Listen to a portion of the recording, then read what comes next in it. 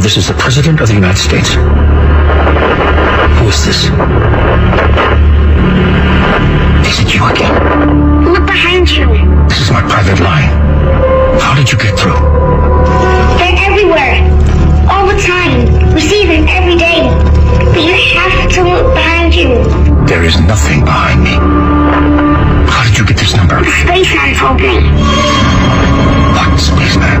It doesn't matter. They're telling you about monsters. Please, you must look behind you. Young lady, there are no monsters in the Oval Office. The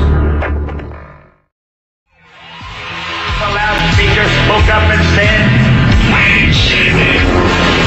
The loudspeaker spoke up and said, "Wayne City." The loudspeaker spoke up and said, "Wayne City." Give up. Give up. Give up. Give up. Give up. Wayne City. Wayne City. Wayne City.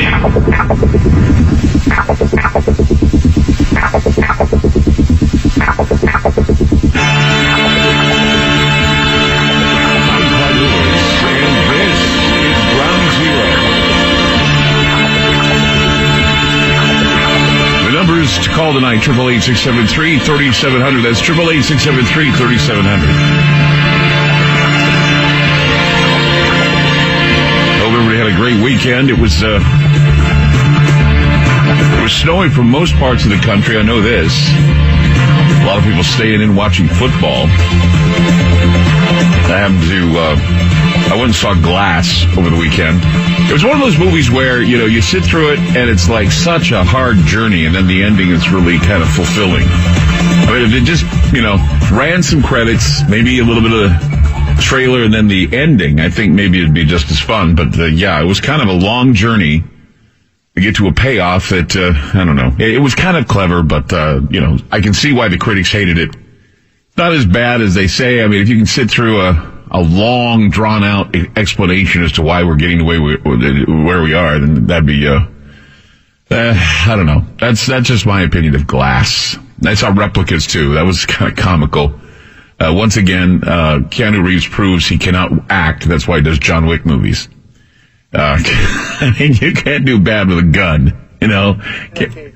Yeah, he was okay in The Matrix. Just if he's underplayed, he's pretty good. Otherwise, he comes up looking like that guy from, Bill and Ted's Excellent. Dude, cool. Oh, cool. Awesome. Totally. Yeah. So, Replicas and Glass. Two movies that, I don't know, wait for them to come on video. That's all I have to say. Also last night at about 9 o'clock here in the Pacific Northwest, was the shadow of the Earth passing over the moon. Yeah, the blood moon that everybody was worried about.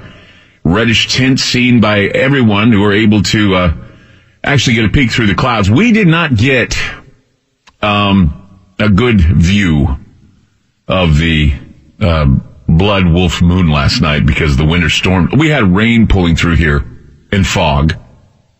And so it wasn't until like maybe a good hour, maybe hour and a half after the moon peaked with the red that we saw it in the clouds.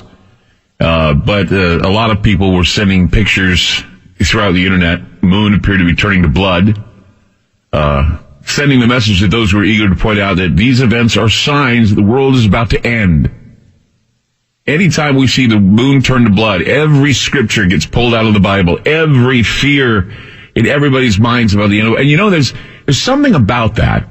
In fact, I think they call it the lucifuge.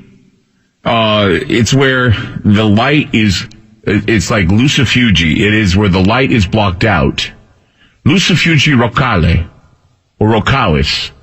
It is the demon in charge of hell, the government of Lucifer. It is what blocks the sun, the Lucifuge Rofocale. It is the eclipsed sun or the eclipsed moon is the lucifuge. So whatever darkness covers the land with the moon or the sun being blocked by the earth, It just seems to be a weird time where all of the evil on the planet is released into the universe.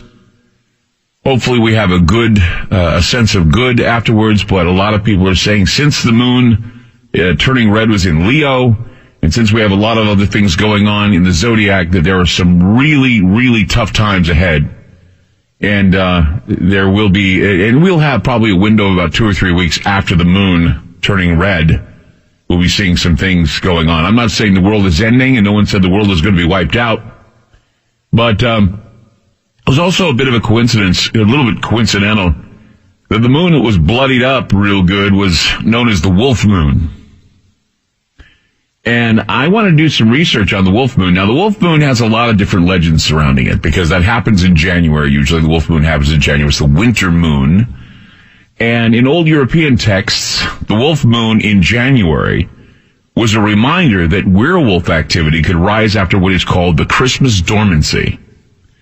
And I remember there was a show I did, I don't know if it was like 2 or 3 years back, where I talked about how, well, maybe I did this last year, 2018. I was talking about how witches and werewolves and other types of forest creatures are really big at the holiday, or they used to be really big at the holiday. I mean, everybody thinks about tinsel and Christmas and toys and everything, but reality is that some of the scariest things, in fact, we had some of our scariest shows at Christmas time, believe it or not. It wasn't at Halloween at all. We had some really terrifying shows. We had ghosts and voices and I remember the night we did where I talked about real encounters with Santa Claus. Remember that? We did a show about real encounters with Santa Claus. And instead of a real encounter with Santa Claus, we had some guy calling and saying that the angel of death was in his room. Remember that guy? Ron, do you remember that guy? Yeah? The guy that called and said there was an angel of death, said it was his aunt or something. And we could hear in the background talking to him.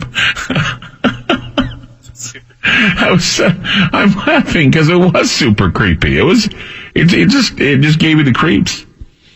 But the old wolf moon, it's been anciently, from the ancients on down, talking about how it's a reminder that the werewolf activity would rise up after what is called Christmas dormancy. And it said that werewolves would uncharacteristically mingle in regular wolf packs, meaning you see the werewolf amongst the wolves. Native American stories also speak of the skinwalker that roams the burial sites during the wolf moon. In fact, when the skinwalker entered the burial grounds, the regular wolves would cower away. So in the case of the old European tales, the werewolf could mingle with the other packs, and according to the Native American tribes, that the skinwalker, when he enters the grounds, the burial grounds, the regular wolves would run away from the skinwalker. And this is another thing too. During a full blood wolf moon, it is reported that hostile presences are frequently felt during this typical moon phase. In fact, popular and authoritative perceptions could link the appearance of a spiritual visitor, many kinds of spiritual visitors, and there were shapeshifters and strange animals or monsters, both physically and symbolically, that would appear when the moon is full in January and there is an eclipse. So this is the first time, I think this is the last time we're going to have an eclipse like this for a while, at least one that we will see. And this one was where the moon was close, very close to the planet. And so we had a full wolf blood moon that was close to the planet. And so if you felt a little weird, odd, or strange, or if there was something going on where you worried about the future, it is because this is an icon. It's been, an ancient icon of what would be the changes with human and animal psychology, the changes with human and animal physiology.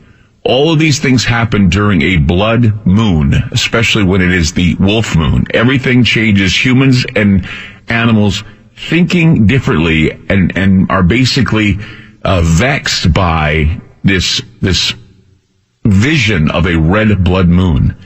And they are subject to seasonal, lunar, and circadian rhythms. And even though we look at seasonal and circadian rhythms, and we know we know full well that they've been fairly well described by astrologers and others, little is known about the effects of the lunar cycle on the behavior and physiology of humans and animals. They're still trying to weigh the repercussions from something like this. And everybody says, oh, this is pseudoscience. It doesn't really happen. Well, the lunar cycle apparently does have a bit of an impact on human reproduction. And also, when it comes to fertility, menstruation, and birth rate, the moon has a big influence on this. Melatonin levels appear to correlate with the menstrual cycle, and also admits to hospitals and emergency units because of various causes. There's cardiovascular and acute coronary events that happen during these types of moons. Gastroesophageal hemorrhage has happened during this time. I sound like an ad for, Eliquis or something. Side effects include cardiovascular and acute coronary events, gastroesophageal hemorrhage, diarrhea, urinary tract infections. But no, diarrhea, urinary retention correlated with the moon phases. All these happening during these strange moon phases. In addition, other events associated with human behavior, such as traffic accidents, crimes, suicides, all of these things appear to be influenced by the lunar cycle. I mean, I've talked with police officers, I've talked with ambulance drivers, EMTs. They always tell me the full moon has some of the strangest cases that happen at night during a full moon. The strangest cases happen with traffic accidents, suicides, murders, strange events that go down on a moon night like we had last night with the red full wolf moon. Did you have anything weird happen last night? Anything strange?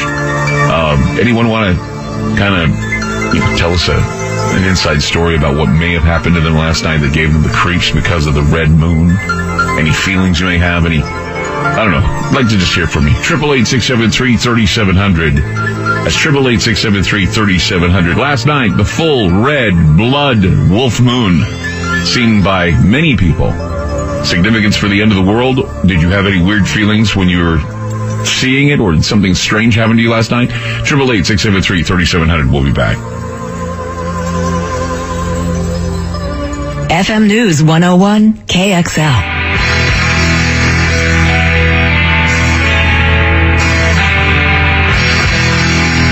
I'm Clyde Lewis. You are listening to Ground Zero. So when a celestial event is about to occur, there's plenty of excitement and anxiety that accompanies such an event. And there are always heavenly signs and anomalies, and depending on which astrology you ascribe to, there are many different causal models that influence humans on a psychological level. Now, humans can be influenced by these celestial events by means of minute disturbances of what they call the energy force that is accompanied by other known forces such as electromagnetism and gravity, things of that nature. There's a lot of waves, they call them, the wave frequencies happening to influence us from the heavens, as above, so below, as they say. And much of what can be called the mechanism of a celestial event not only interferes with energy forces, but it also creates a familiar symbolic anticipation that connects to past, present, and future events that, if exposed, will show what humans do and what they respond to during celestial events in ways many skeptics will dismiss as coincidence. That's why I ask you, did anything weird happen last night with this moon? It's a special moon. I'm not saying it's the end of the world, but it did have some weird significance on the zodiac charts. And the thing is that when you open your mind to speculation, when you open your mind to that conspiracy history and that mystical history stuff, you'll find out that there have been cycles in histories with these blood red moons that point to some cataclysmic cycle, an apocalyptic cycle that coincide with celestial events. And many people who are religious realize that there are astrological overtones and overtures and ancient ritualism found in the holy books of the Quran, the Bible, and the Talmud. And when you look at these things and you think about them, like, for example, the Passover, the angel of death passed over and the moon was blood red when it happened, and it's changed the world. It changed Egypt and how they treated the Hebrews and so many different things. President Trump, of course, inaugurated as president during this type of eclipse. Seriously bizarre, isn't it? We had this anniversary. World events are not just circumstantial, but the result of an organized campaign, I believe, by an elite group of unseen and widely unknown world leaders whose movements are just as mysterious as anything else. And at most times, they correlate perfectly with events that happen in the stars. Beliefs in ancient symbolism, secret societal occultism, ritual magic, all of these things affects us all regardless of religious beliefs and practices. And that's the truth. You know, you may say, well, I don't believe that. Well, it doesn't matter if you believe it or not, but your unconscious mind, it absorbs it. It absorbs everything. Whether you believe it or not, it absorbs it, and it's inside of you. These are the things that are inside of you that trigger dreams. You know, not everything you dream you believe in, I hope, because sometimes there are horrible nightmares that lurk in your head. Horrible nightmares that lurk inside of you. These are the dark archetypes that Carl Jung and others have talked about. And the ancient symbolism and the idea of a red blood moon and what it means to you on a visceral level, at a more primal level. I mean, we've grown more sophisticated than the caveman, I guess, right? That maybe this ancient hand-me-down cell structures we have, all of this psychological trauma that we've developed over the years that's handed down from generation to generation to generation, doesn't affect you, does it? Well, it does affect us. And leaders of the world make decisions based on these moon phases and the sun phases. Leaders of the world, including leaders like the Pope, for example, answer to other philosophies secretly while they're outwardly combining New Age and biblical symbolism to exercise absolute control over the world. Warlords are also guilty of timing military campaigns to celestial events. And as we move towards the days of the aftermath of what this blood moon is and what it did and how it affected us, we have to stop and analyze exactly what is happening around us and how these celestial events trigger changes in how we as humans see ourselves. Now, if you remember, I talked about the solar eclipse.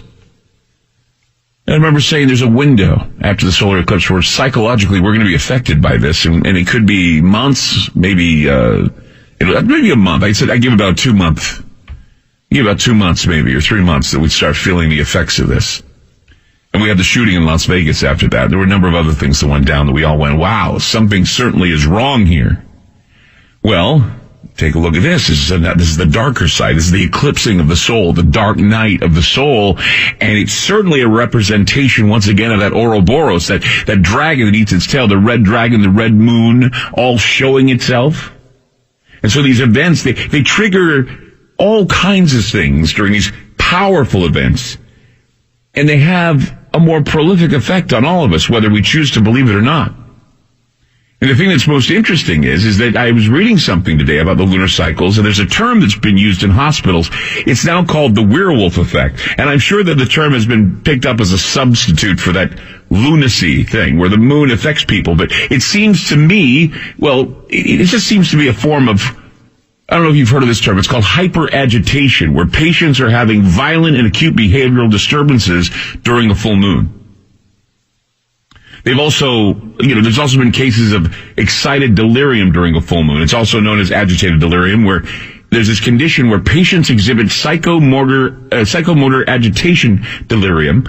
They have delirium, they have sweating, they have agitation, and it may include attempts at violence, unexpected strength, and very high body temperature. And some people declare that is something akin to possession, because they have this superhuman strength when they have it. And so excited delirium syndrome means that the blood is pumping, the adrenaline is pumping, and it gets so bad that they eventually die of cardiovascular failure. Their heart just explodes because they're so full of rage and so full of adrenaline because of the moon.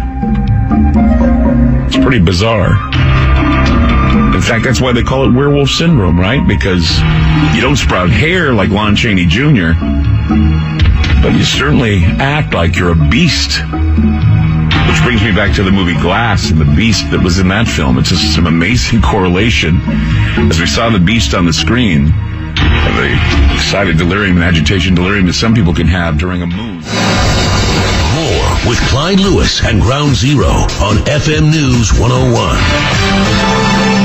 Darkness falls across the land. The midnight hour is close at hand.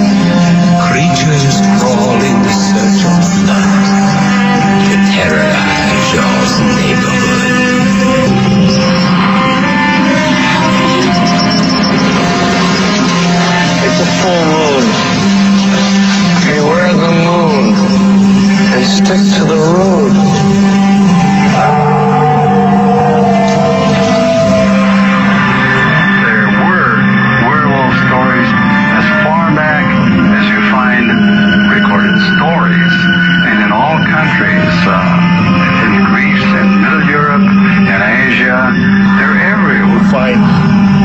strong werewolf myths in the Greeks, Romans. I mean, you got Roman werewolf stories which sound like they were, they were produced by Hollywood last week.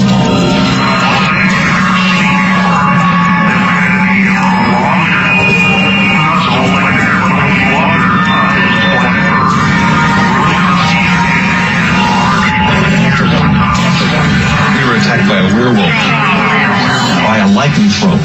A werewolf. Wolf's bloodline must be severed. It'll protect you. It'll protect you. Protect me. From whom? Me? Protect you. Protect me. Just in case. That's a dog. You hear that? Lucifugi Rofocana. Lucifugi Rofocana. Lucifugi Rofocana. Oh, Lucifugi. NASA's talking about objects and forces and the solar system's movements and how things work. I see the bad moon rising. I see trouble on the way.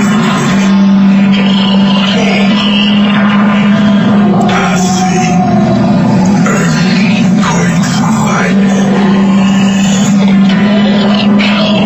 I see bad times today. Don't go around tonight. It's bound to take you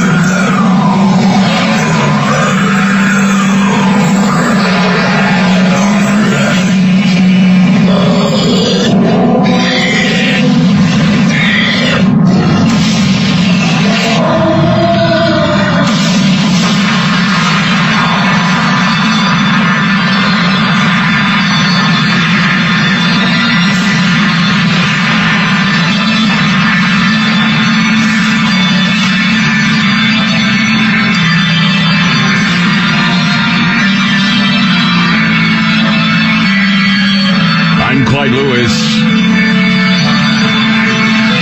You are listening to Clyde Lewis and Ground Zero, 888-673-3700. That's 888-673-3700. It's the blood moon. Well, they call it the wolf moon, the blood wolf moon, big moon. People saw it around the world. They saw it here in the United States especially, and wow. It's certainly a moon that a lot of people said strange things happened on that night. So, of course, the after effects, too. We got to think about that. Let's go to Margaret in Pennsylvania. Hi, Margaret. You're on Ground Zero. Hi, Clyde. Listening to you, I wasn't even going to call, but you had said something about dreams. Mm-hmm. And I had a nightmare last night. I don't remember all the details to it, but that's not unusual for me. I don't remember dreams. I just remember the emotional attachment that the dream gives me. Mm-hmm. And so when I woke in the middle of the night, I woke to a cold sweat and a panic.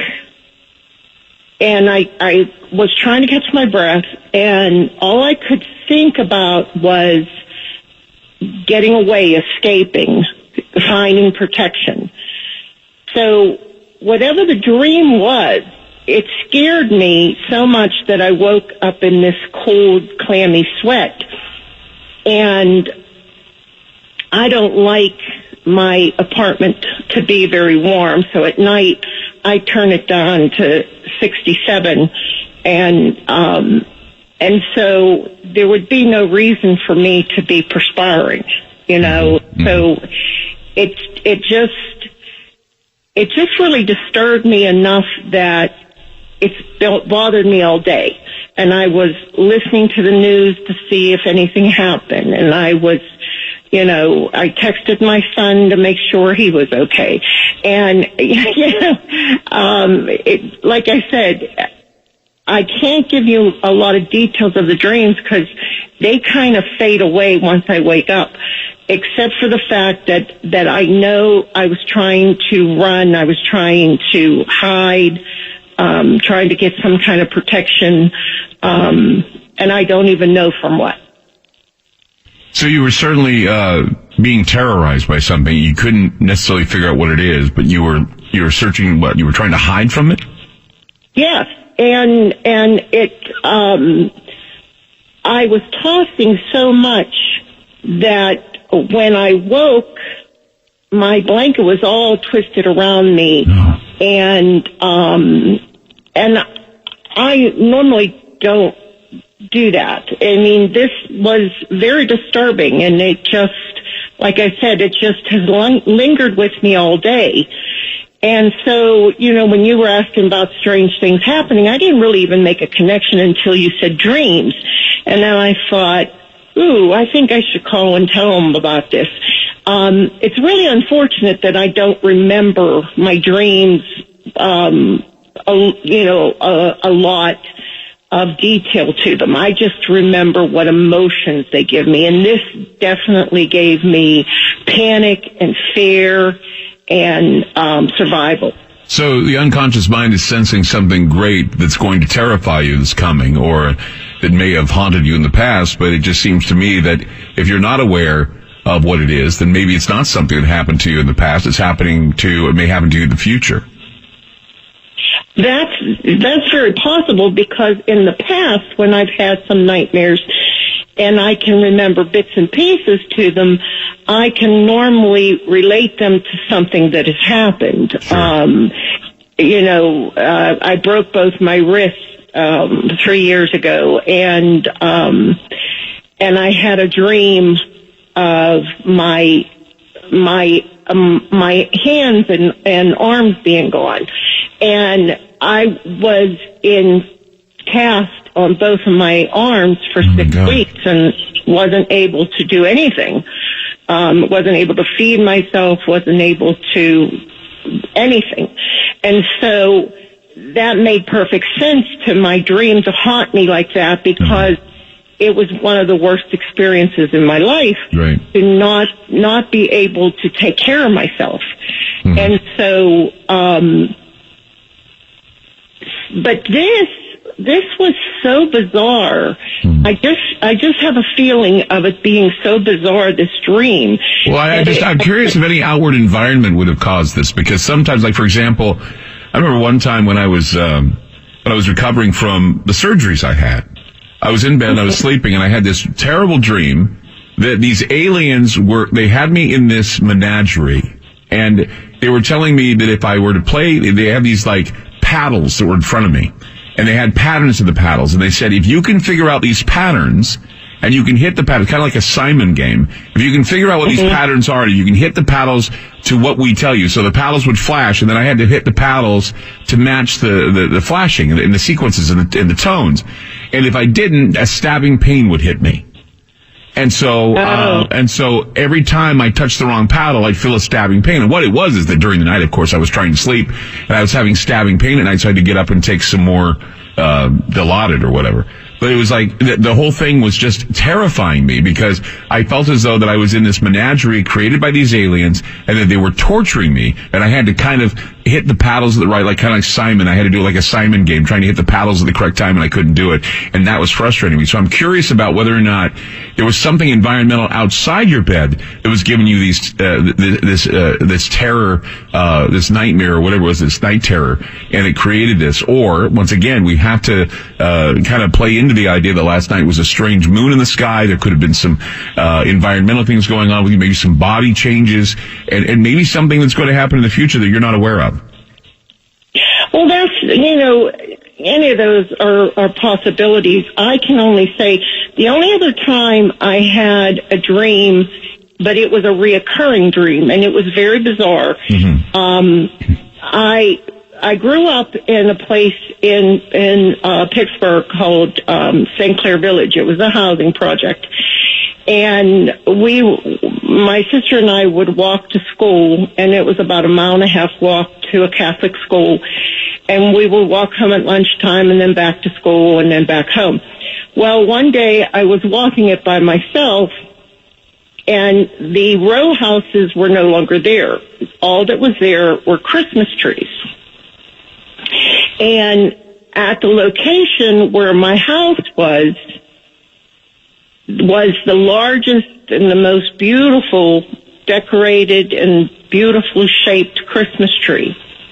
And as I walked to get closer to it, I fell down a tunnel. And I landed at the bottom of the tunnel, and it was white halls. And as I walked down the hall, I heard someone speaking. And I came to a room where all these people in white were working on someone on a bed. And when they heard me, they all turned, and the person working on that they were working on the bed was my father. Well, when I was growing up, my dad, when I was 5, my dad fell from a 3-story building. He was a roofer. And so what he would do every winter is he would go and get a truckload of Christmas trees, and we would sell them out of our front yard to make a little extra money for the holidays. So I made the connection that it was just, I was thinking about my dad and the Christmas trees came into effect. Did he pass away? Yeah, he had passed away he had passed away when I was 16. Okay. So it was kind of a reminder within your unconscious mind that this is going on. Yeah, I mean, these things happen, and and they're still trying to find out ways to interpret dreams and what they mean. But dreams are meaningful to those who are having them, and when something happens to you that you can't explain in a dream, this is where it reaches into what is known as parapsychology, and you have to determine what would have triggered this. Would it have been an outside environmental thing? Is it something within me? Is it something I need to pay attention to? Write it down in a diary so I can keep logs of what it is I'm dreaming about. But last night was one of those nights where all kinds of peculiar things could go down, and a lot of different behaviors happen. They call it lunatic syndrome, lunacy, and now because of things like agitated delirium and other things, they're now calling it the werewolf syndrome. So people are now exhibiting signs of being agitated or full of anxiety during a strange moon like this. And so, Margaret, just wait and see what happens. I don't know exactly what will happen, but it certainly is terrifying to hear about a dream like that where you're unaware of what's terrorizing you, but you're terrified and you wake up in a cold sweat. 888-673-3700. That's 888-673-3700. Werewolf syndrome, agitated delirium, excited delirium, a number of terminologies for hard adrenaline pumping through the bloodstream, sometimes to the point of heart palpitations and even the heart exploding at times. Some people claim that it's a result of using drugs like Flakka or bath salts. But when people are examined with this type of malady, they find there are no drugs in their system. Something just all of a sudden triggers, and the body just pumps out. It gets superhuman strength, all kinds of other crazy stuff. Tonight on Ground Zero. 888-673-3700. Did the moon affect you last night? Did something strange happen? Do you want to relate? 888-673-3700. I'm Clyde Lewis. You're listening to Ground Zero, and we'll be back. Hey, I'm Clyde Lewis, and Ronnie is with me. We're going to talk about the 3-letter oil. It's a mystery to some, but to others, it's been a healing tincture. What about it, Ronnie? What makes the 3-letter oil so special? When I say off the charts, I'm not even joking. From digestion to diabetes to all the different things that we talk about, it does something for. And lots of people like it for when they have occasional pain. Because if you have pain, this is your friend, because it takes everything in your body that's inflamed and turns it the other direction. So I use it myself, and I love it. And I notice this is what tells me is the people that order it again and again and again. So that kind of tells you something. Yeah, I take it as an anti-inflammatory as well, because I cannot take NSAIDs. Because if I have some pain that I'm dealing with, that creates inflammation, I cannot take an NSAID. So taking something as safe as the 3-letter oil, I certainly can do that, get rid of the inflammation, and feel a lot better. It'll come on again, and I just put a little on the area where it's having the inflammation, it goes away. Think about this. If you're inflamed and you're inflamed in the brain, what is that changing? Changing your vision, changing your thought process. I mean, I've had people talk about the eyes, and they say, this is what it's doing for my eyes. So, what can I say? It's a product that's off the charts. Where can we go to get that 3-letter oil? AncientLifeOil.com. That's AncientLifeOil.com. Thanks, Ronnie. More with Clyde Lewis and Ground Zero on FM News 101.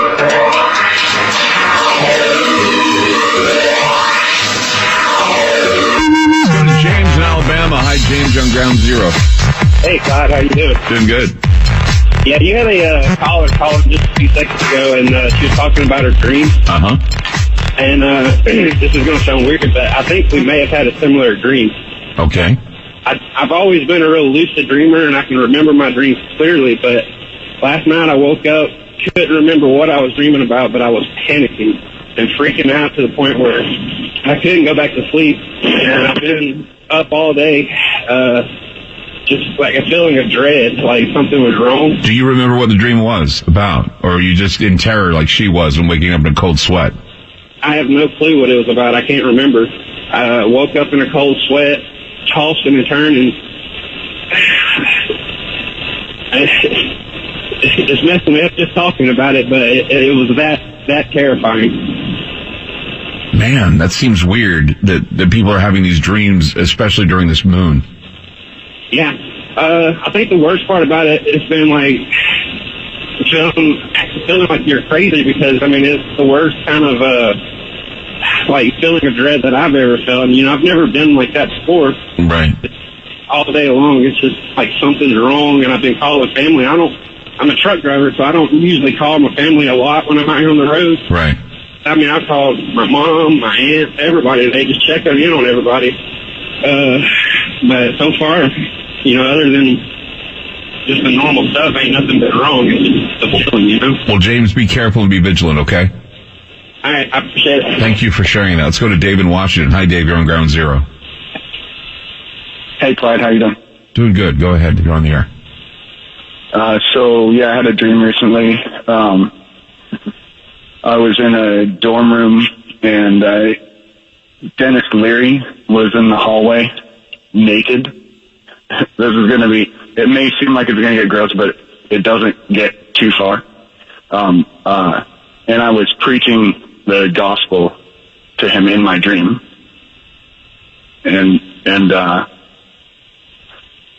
he got really angry with me and started cussing and yelling at me. So I apologized to him, and I said sorry, or started to turn around and walk away, and he grabbed my arm and he pulled me into this dorm room, and there were 2 other guys in there naked, and they were saying some pretty vile stuff coming out of their mouths, and I walked past them into a back room with a vaulted, like, half A-frame ceiling, and I laid down on the couch and I pulled up a blanket and went to sleep.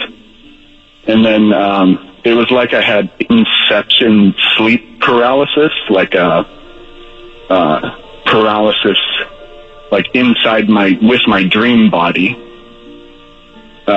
So then reality started to like shake really hard, and everything started to turn into words.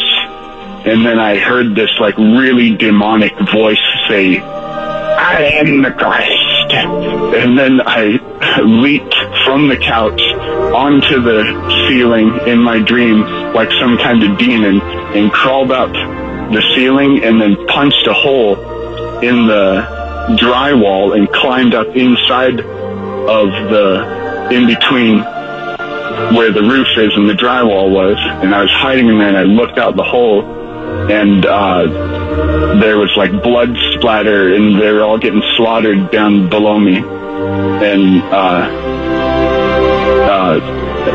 then after that I went out onto the back balcony, and it was like everything was fine after that. And my mom's ex-boyfriend, who's dead now, was there, and he was just like hanging out on the grass. That's so bizarre. And then we're running out of time. It's a very bizarre dream. It didn't go anywhere, but it was very bizarre. I think you should be careful if you're having dreams of Dennis Leary naked. I really do. We'll be back with more. Don't go away. FM News 101 KXL. Spinning complacently in the darkness, covered and blinded by a blanket of little lives, false security has lulled the madness of this world into a slumber. Wake up, an eye is upon you, staring straight down and keenly through, seeing all that you are and everything that you can never be. Yes, an eye is upon you, an eye ready to blink. So face forward, with arms wide open and mind reeling. Your future has arrived. Are you ready to go?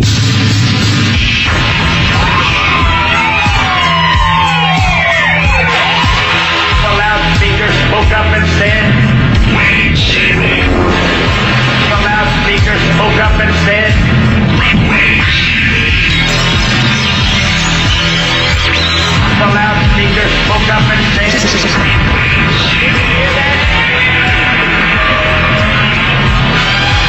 "Give up. Give up. Give up. Give up. Give up. Wait, Jimmy. Wait, Jimmy.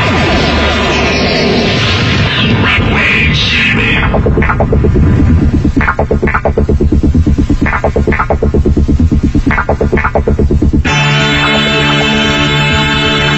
I'm Clyde Lewis, and this is Ground Zero. The numbers to call tonight, 888-673-3700. That's 888-673-3700. Talking a little bit about some of the things we experienced during the Red Blood Moon. And a lot of people had a few dreams that they were giving me in the last hour they had during the Blood Moon. I want to get to some of them, and then we're going to get to our guest tonight. I want to just kind of go through a few calls because I want to be able to kind of shift gears a little bit. So let's hear some of these calls. Go to TJ in Rhode Island. Hi, TJ on Ground Zero. Oh, it's cold here, Clyde, and this is something a little more poltergeisty than no dream involved here. As a matter of fact, just to be honest, I thought I heard whistling in my house. But let me start with yesterday night. Now, you know I'm a sober, rational individual based on our conversation. Mm-hmm. And I will say, you know we had really bad weather, and it was cold, it was windy, and that this house I'm in is like 150 years old or more. Mm-hmm. And so I can also say that in 50 years, what I'm about to tell you has never happened. And I've got unbroken residence to prove that, to back it up.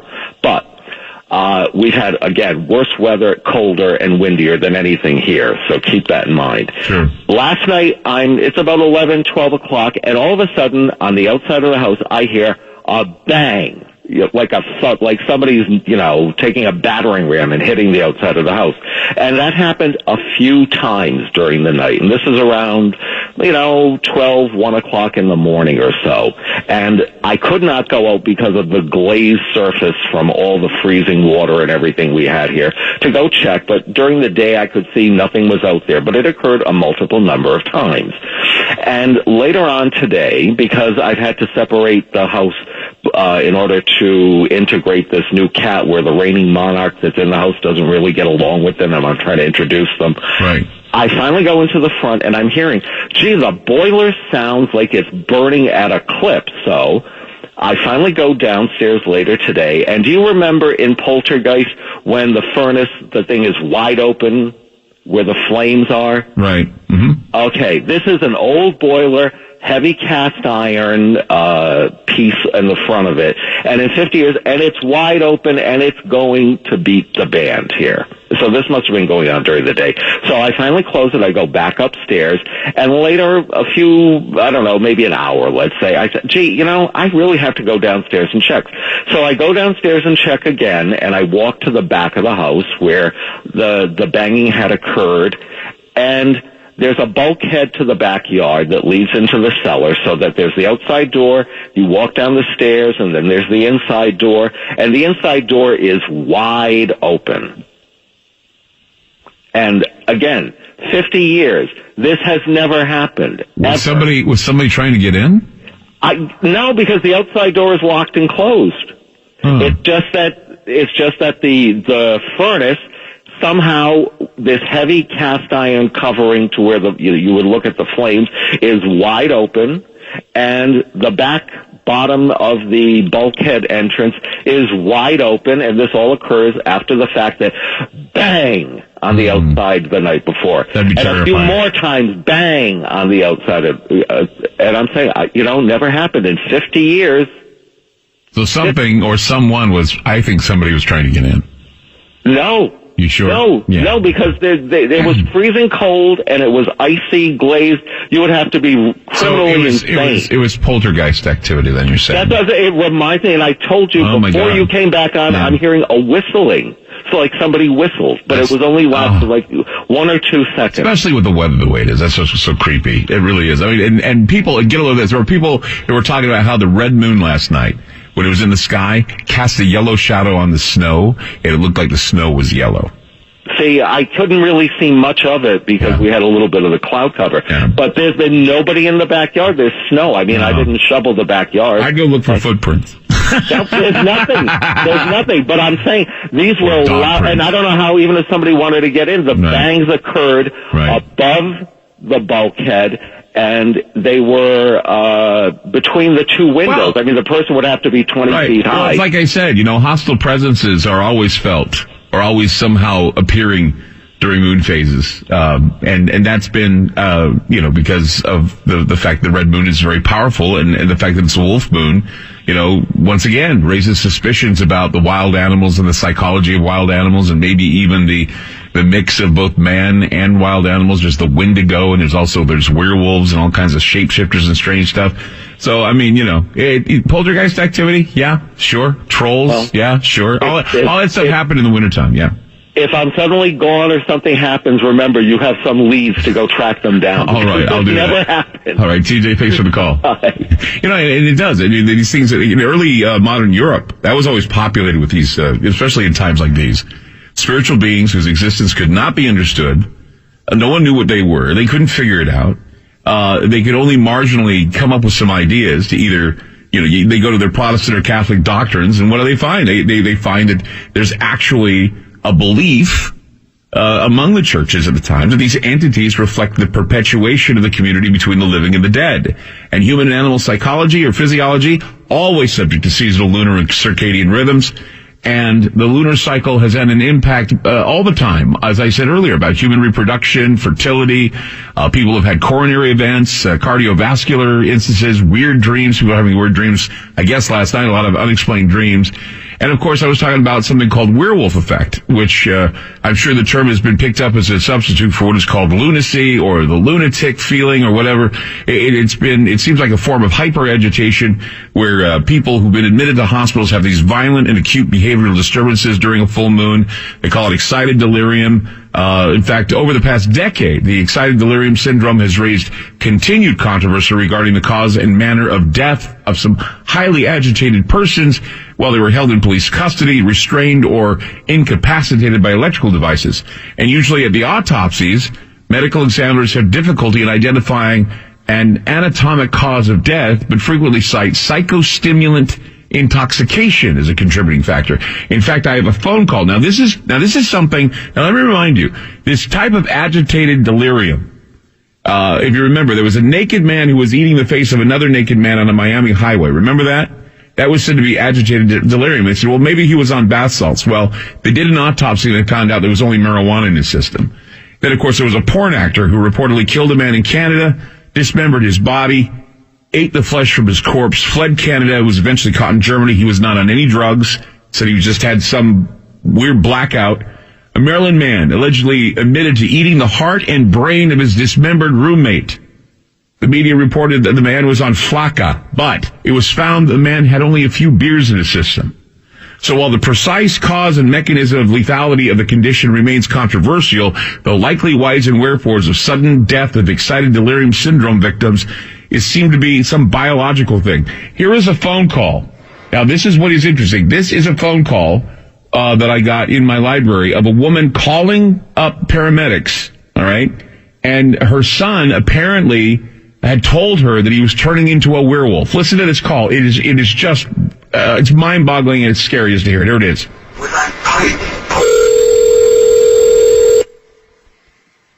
Allegheny 911.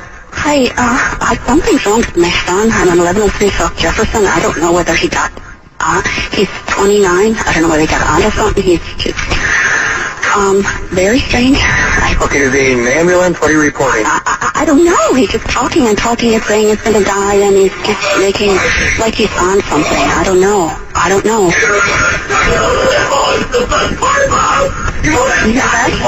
Does he live there? Huh?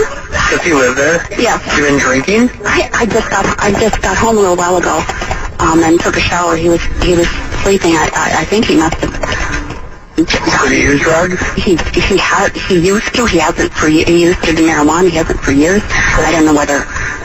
I don't know. I don't know what's happening. I mean, he keeps yelling and says he's dying. Does he say anything else? No, he just says, I'm dying, Mom, and he's sitting there naked. He certainly doesn't do that in front of his mother.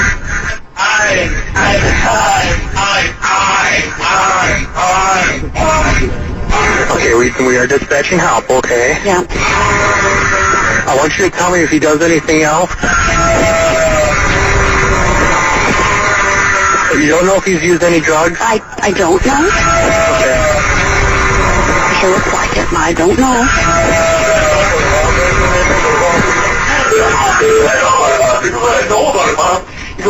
I'm getting you some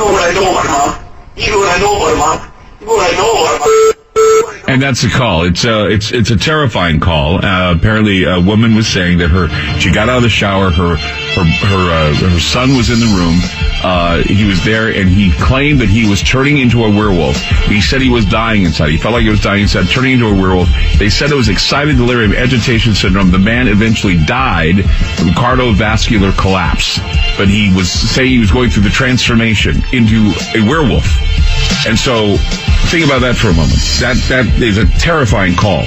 Coming up, we have Linda Godfrey on the program. You know her from The Beast of Bray Road. She has another book she's got, and also to talk more about this werewolf syndrome and a number of werewolf cases that are fascinating, especially after this blood moon, the wolf blood moon. That's tonight on Ground Zero, 888-673-3700. That's 888-673-3700. Don't go away. Linda Godfrey up next. More with Clyde Lewis and Ground Zero on FM News 101.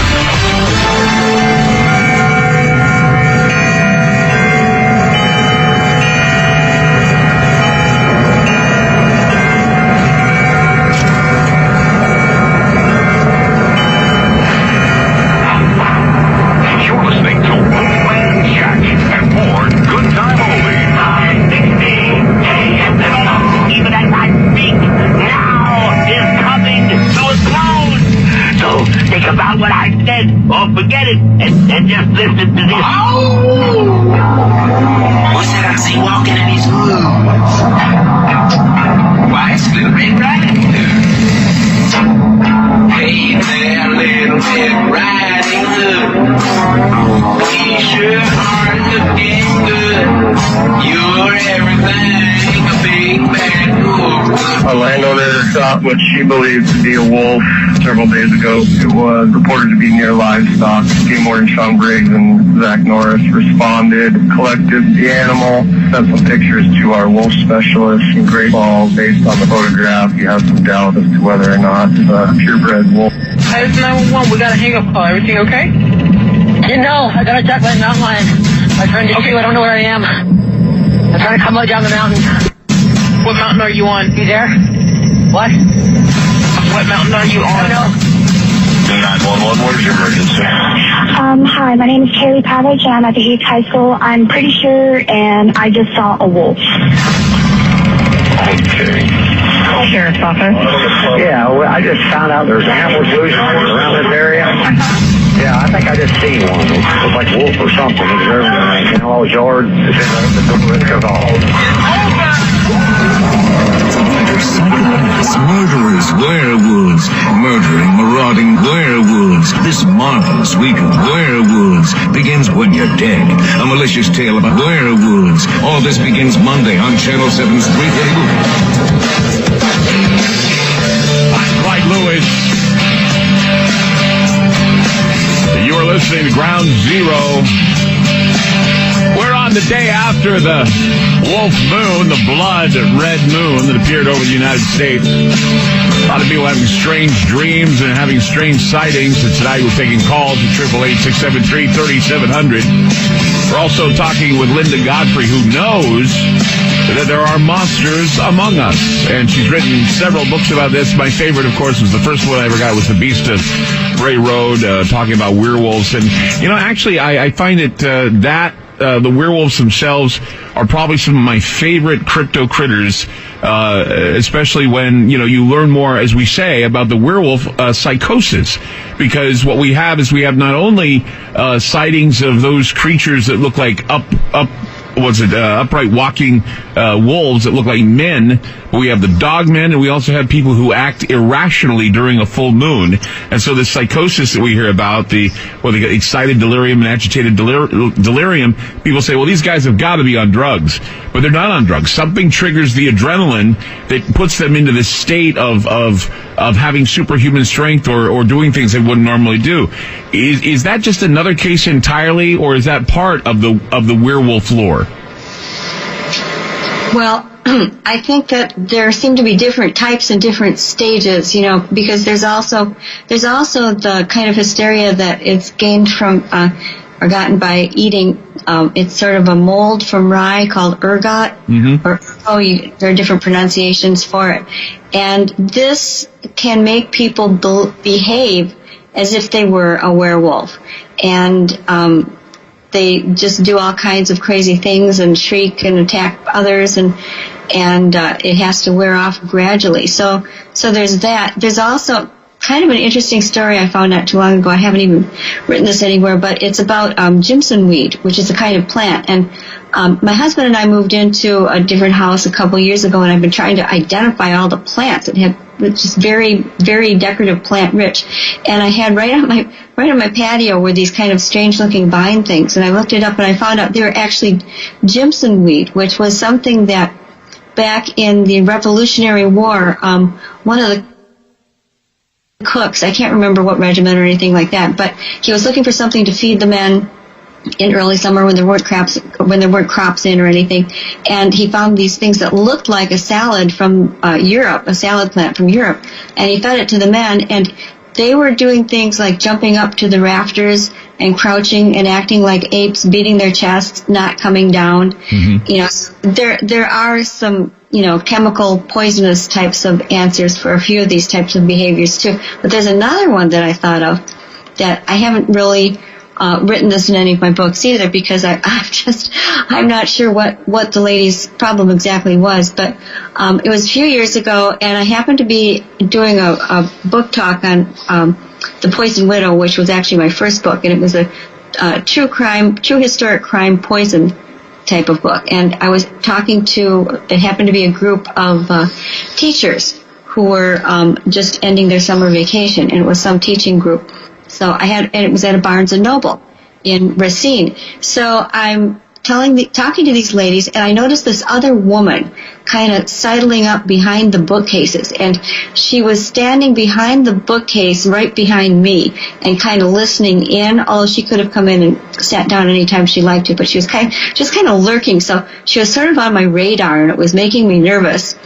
And she finally came around the bookshelves and then was standing there for a while, and she waited till I paused, and then she started saying very dramatic things like, "It follows me in my house," you know, because we were talking about the wolf creatures too, and she said, they follow me in my house. They're this high, they do this and that, and then if I'm not doing what they say, I get the mark of the paw. And she ripped her shirt up to her elbow, so her forearm was exposed. And I kid you not, it looked like a not so healed burn mark. You know when you burn yourself and it kind of puffs up and turns red, right, but there are sharp edges on it? Yes. That's what this looked like. I mean, it looked like she had taken a piece of metal that was carved like a wolf claw, because it had long claws in front and then kind of the foot shape to it. And it took over her whole forearm, the underside of her forearm, and just like it had been burned into place. Wow. And she kept saying the mark of the paw. And, you know, I think she just kind of wandered off, because I don't remember, the ladies were kind of very shocked and surprised, who were listening to her. It happened to be all female teachers that day. And I don't really have a way to describe that. I don't know if you, from just having a mental illness of some kind, that the mind can work hard enough on the skin that it can raise welts like that would be very, very visible to the eye and obviously sore, or if she actually burned herself, you know, or something like that. It almost reminded me, again, of the dark side of stigmata, which is when, you know, the whole holy priests, especially in the Middle Ages, you would hear about the saints and monks and people who dedicated themselves would get the wounds of Jesus, you know, where the nails had gone into his palm, on their hands. They would just spontaneously appear and then disappear.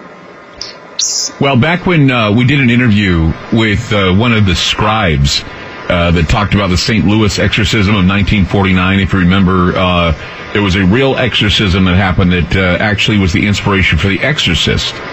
And what they talked about was these dermal bruises, or these dermal welts that rise up, and they spell out a word, or they spell out what have you, and it literally burns into the flesh, so it remains in the flesh like a branding. And this would sound very much like some of the stories I've heard about the hellhounds of Britain, where somebody once said that they were attacked, and when they did, they felt the burning of the claws into the skin, and it left behind this black mark. And they wear this black mark. It's not the mark of the paw, but they just said it was a beastly mark that was left on them after an encounter. And what's interesting is that there's been a lot of UFO reports in the past, abduction cases in the past, where people have claimed to have scoop marks on their bodies, or something that would indicate that they came in contact with these otherworldly beings. But see, that's the thing, is that if something leaves a mark, it certainly is beyond the supernatural, I think. Or maybe something can come through that could burn something into the skin of someone, because I was just completely blown away by this account of this young boy in 1949 being branded by the devil. A manifestation of these words being written out on the body of this young boy, coming up as like burned welts or something of that nature. So yeah, the mark of the paw sounds very terrifying. Right, yeah, and like I said, it's sort of the spiritual opposite of the holy stigmata, which very often occurs. You know, in any sort of religion, there are the accepted marks and rituals and things that go with the religion, and then there are the opposites that are kind of, you know, flipped for the darker purposes. So it's sort of interesting. And I do want to emphasize that these types of things are definitely in the minority. Probably 90% of the reports that I get don't show the creature doing anything too overtly supernatural, because walking on hind legs is unusual for a mammal, but it's not supernatural or impossible. Whereas some of these other things are, you know, and I like to say, when you've got a wolf that walks through the walls, stands at the end of your bed, and then walks back out through the walls, that's a phantom wolf of some type. You know, we know we're not dealing with a natural animal that somehow mutated or learned to walk on its hind legs when it was advantageous to. And so you find all these, and you go back in the literature, and they do just serve all kinds of different purposes and appear in all different sorts of forms. But throughout all of them, there seems to be, and there can be other animals too that are sometimes portrayed, but it's that dog or wolf that reappears and reappears and reappears in different formats. Sometimes they almost seem to change to fit whatever culture it is, or the beliefs of whatever culture they're in.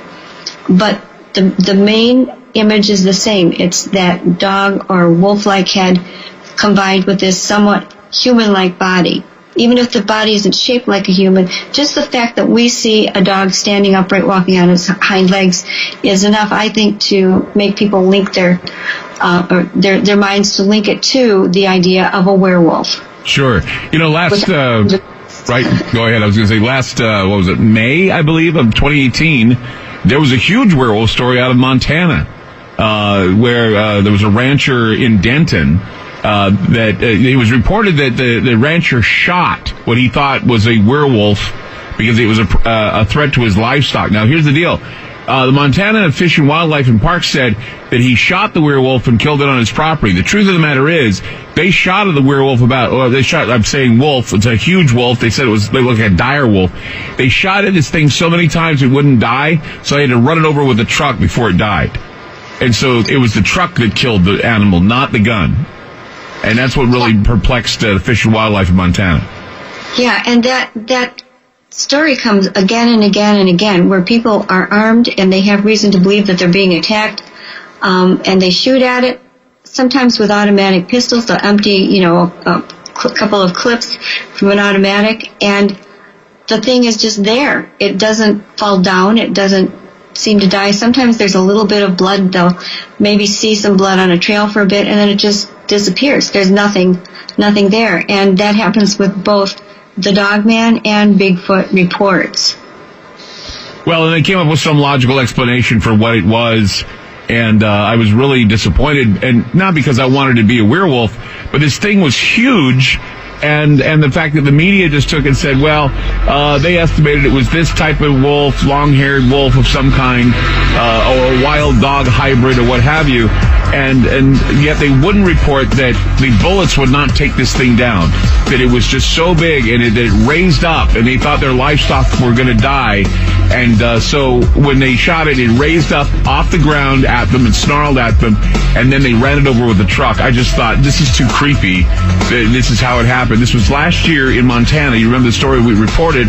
Montana, in Denton, Montana, I believe the place was, where a hybrid wild dog or wolf of some kind was shot and killed when it reared up on its hind legs, and they hit it with a truck.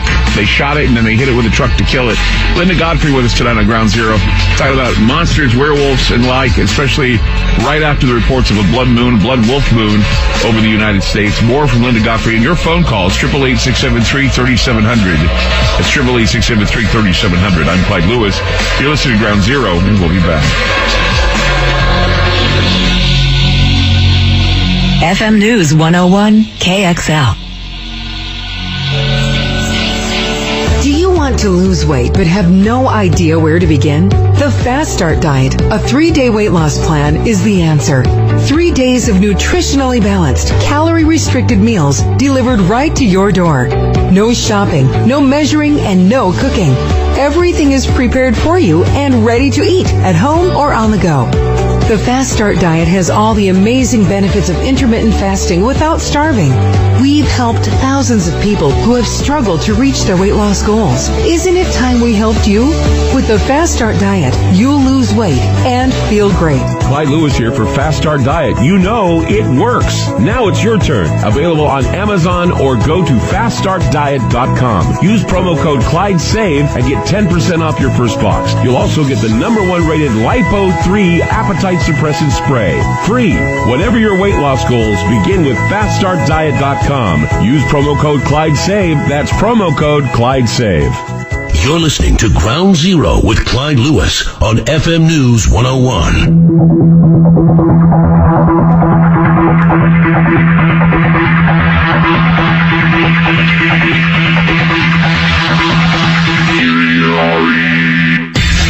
Hollywood has given us the image of what a werewolf might look like. We've seen it in several movies, mainly Lon Chaney Jr., American Werewolf in London. However, werewolves, from one standpoint, there could be people among you that have werewolf psychosis. And there are some of you that have actually seen these creatures, whether they be a creature they may mistake as Bigfoot, a dogman perhaps, or something like this. Linda Godfrey has written about them. And Linda, well, we've been talking about this as like matter of fact that werewolves exist, and people are like, are you crazy that werewolves exist? But, you have a background in journalism, you've written for newspapers, and, one of my best favorite things I remember about you every time we talked was when you were in Wisconsin, you were in a sheriff's office, and there was actually an area, a file in the sheriff's office that was dedicated to werewolves. Am I correct? Pretty close. It was the county animal control officer. And I was actually consulting with him to write a story about a puppy mill raid, something like that. And actually, they were also finding mutilated dog carcasses around different parts of Walworth County. So anyway, I think that's what made me bring it up. But I said, say, have you heard what people around this little road, Bray Road, are saying they're seeing? And he said, oh, you mean this? And he opened his file drawer and pulled out this manila file folder marked werewolves. Wow. And that is when it sort of struck me that this probably was news. When you've got a county officer with a file folder marked werewolves, that's just news anyway. So that was what started it all off for me, really. Do you see a differentiation between werewolf reports and maybe Bigfoot reports? Because I know that when people, a lot of people, I think when they see some hairy beast maybe standing on the side of the road they don't explain, the first thing that comes to mind is Bigfoot. But I know that, you have been very clear, and a lot of things you've written over the past that, people are actually seeing these haunched, hind leg walking dogs or dogmen or even wolves. I mean, do you think you get this confusion, differentiation? I mean, or do you get definite that's a wolf or definite that was some sort of a cryptid like Bigfoot? Well, the reason I'm very clear is because the witnesses who've had good looks at them are very clear. When anybody is able to see it in a good light, from not too far away, and they have a really good look at it, they say this was definitely a canine. It had the pointy ears on top of the head, it had the long muzzle, I saw the fangs, it had claws at the end of its fingers, even though they'll often describe sort of elongated paws, but that's different from an actual hand. And then most of all, the tip-off is always that they'll say, and this is never true of like a human or a Bigfoot, they'll say it was walking or running really well, but it was like its legs were on backwards.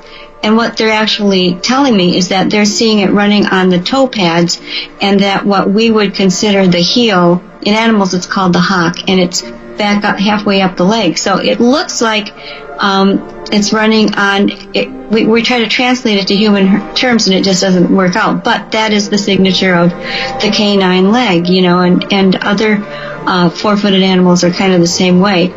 But only bears will run on their flat feet and run at the same time naturally, and a few others. But yeah, I'm very convinced that people understand the difference between a canine and a large primate. It's very different. Even though the bodies are arranged differently, Bigfoot has shoulders. It can pick things up and throw. It has opposable thumbs. Right. It can swing something, or throw it with its arm the way a human does.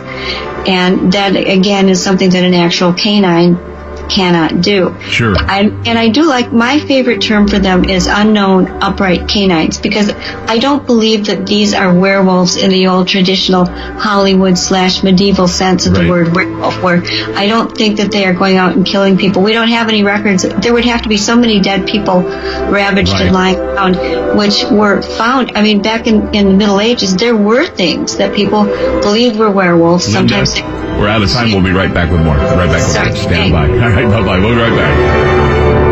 FM News 101 KXL. Join me on a journey where getting lost is the only true destination. Where the past, present, and future all coexist on the same timeline. Where happiness is an illusion. This is the future we are in right now. Where our phones are the first things that we touch when we wake up, the last thing we touch before falling asleep. Radiant, seductive screens we so lovingly, endlessly gaze upon. Much like you're doing right now. Welcome to a future where our true reflections is only revealed past the screen goes. Like, welcome to the darkness. I hope you find it enlightening.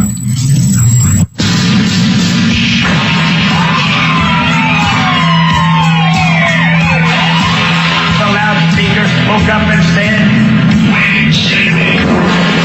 The loudspeaker spoke up and said, "Wait, Jimmy." The loudspeaker spoke up and said, "Wait, Jimmy." Hear that? Give up. Give up. Give up. Give up. Give up. Wait, Jimmy. Wait, Jimmy. Wait, Jimmy.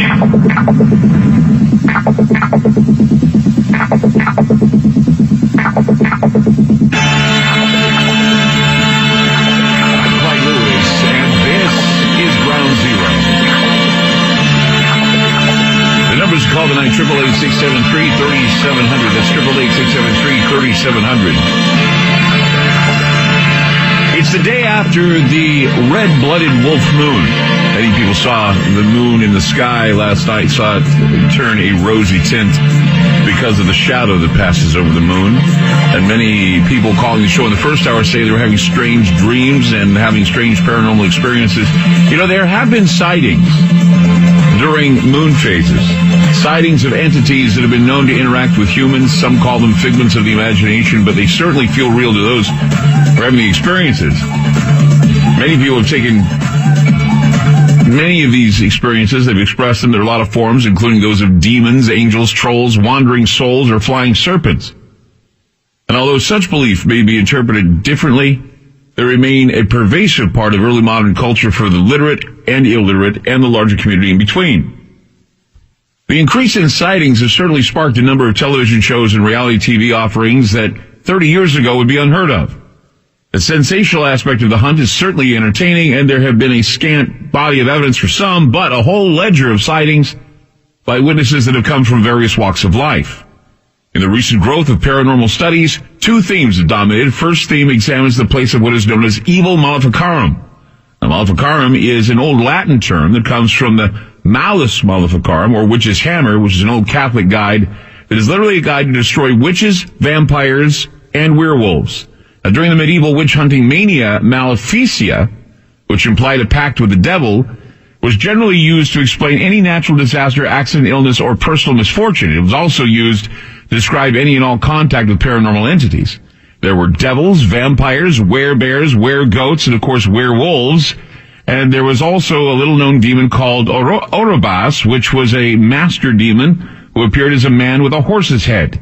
Now, this rare demon is featured in a movie called Lovely Molly. It was kind of peculiar because I had never seen or heard of this demon, half horse, half man. There is a centaur, but this is different. A horse's head on a man's body, much like a werehorse. Now, there was another theme in paranormal studies that are primarily demonological theories, especially those concerning conspiracy and domination, and notes the differences, at least in emphasis, between those who are steeped in demonological lore and histories that link demons to women, serpents, pigs, dogs, and wolves. Throughout history, we have cases of wondrous and fantastical beasts and humanoids that make appearances in art, literature, and indeed even in ancient bestiaries and in journals of explorers.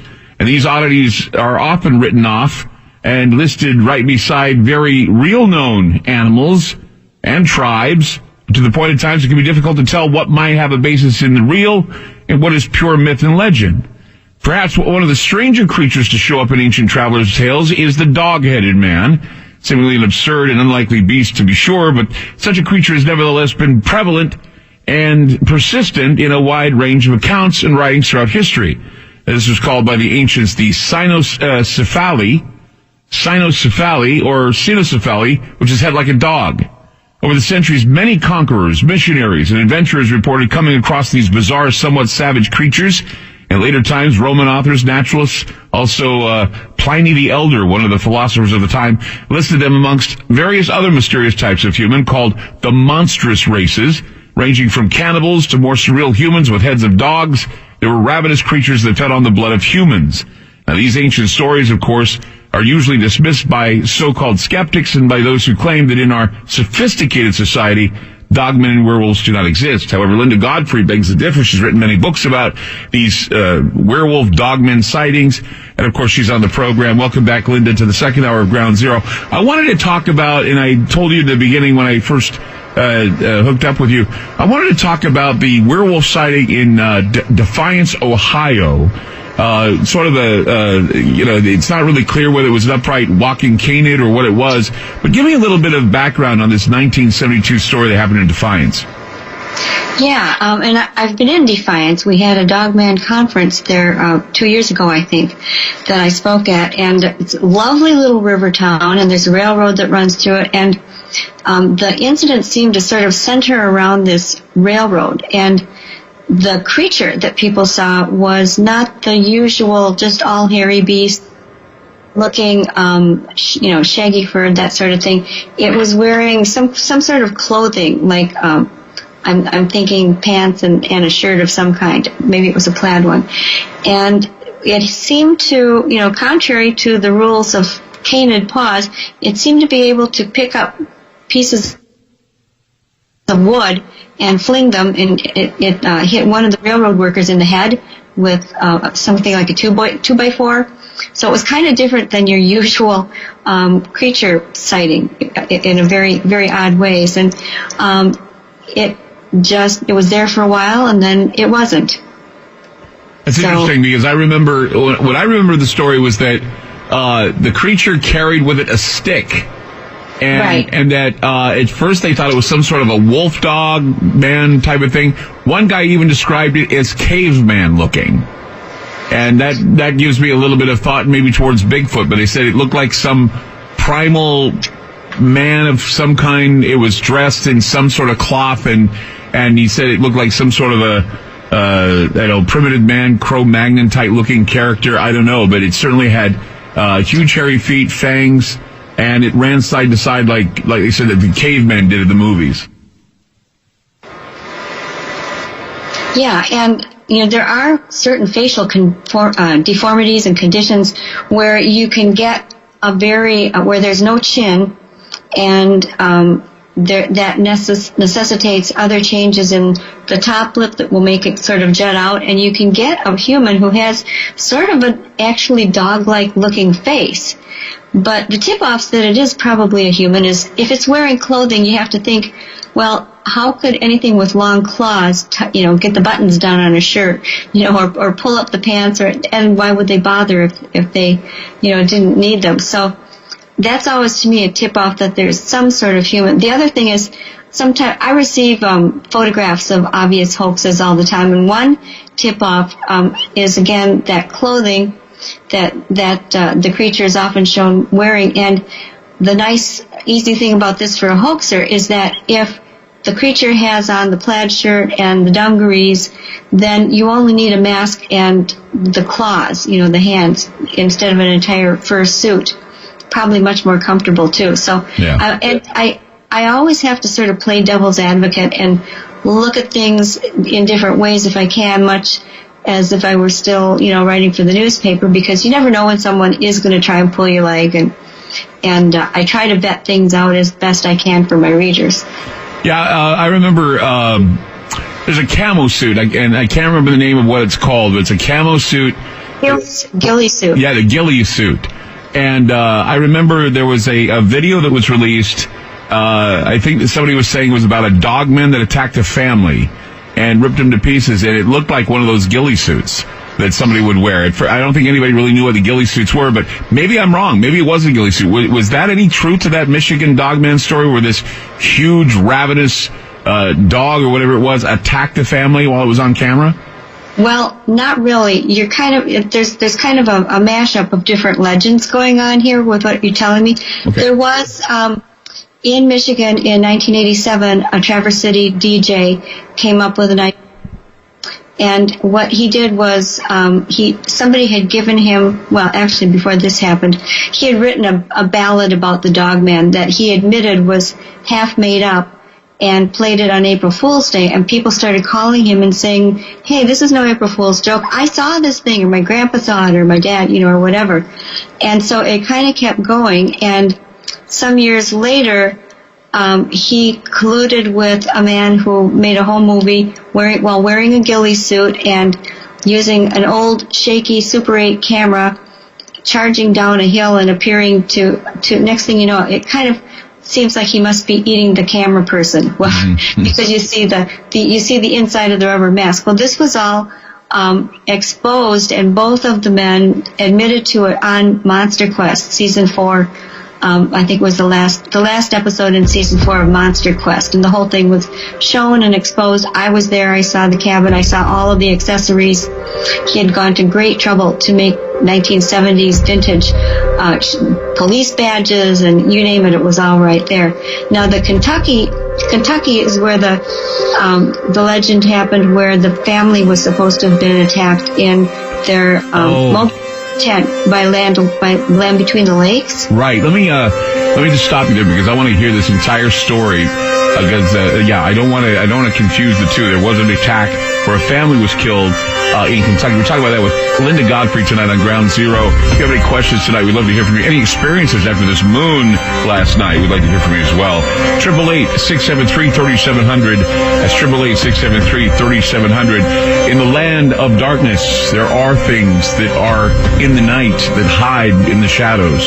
Sometimes they tap on their windows, they hide under the beds, and only you are the one that has to be vigilant enough to watch for them and make sure they don't attack when you're not looking. And tonight we talk about those creatures with Linda Godfrey. 888-673-3700. That's 888-673-3700. I'm Clyde Lewis. You're listening to Ground Zero, and we'll be back. FM News 101 KXL. It's the things that go bump in the night. Ground Zero with Clyde Lewis.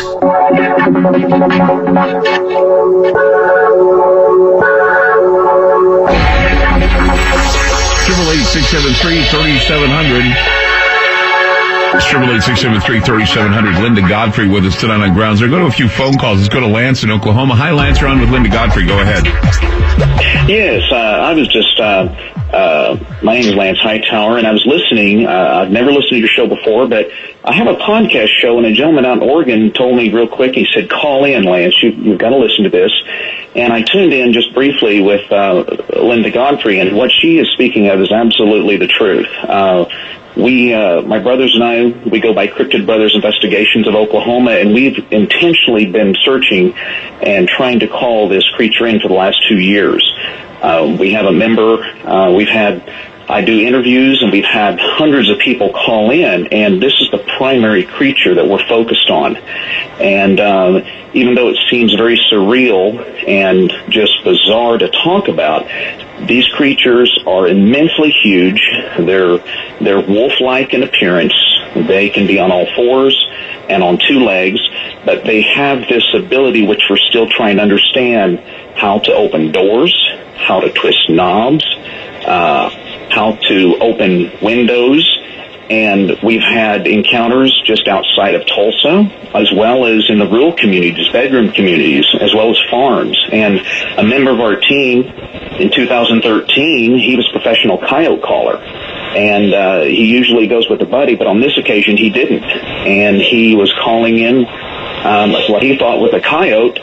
And as it got in closer, about 400 meters out, he noticed it stood up. And he had a rifle scope, and he looked at it, and it was a military-grade scope. And as he was looking at it, he scoped or doped it in twice to get the height and width. And he estimated this was 7.5 to 8 feet in height, and about 4 feet at the shoulders, and estimated 5 to 550 pounds.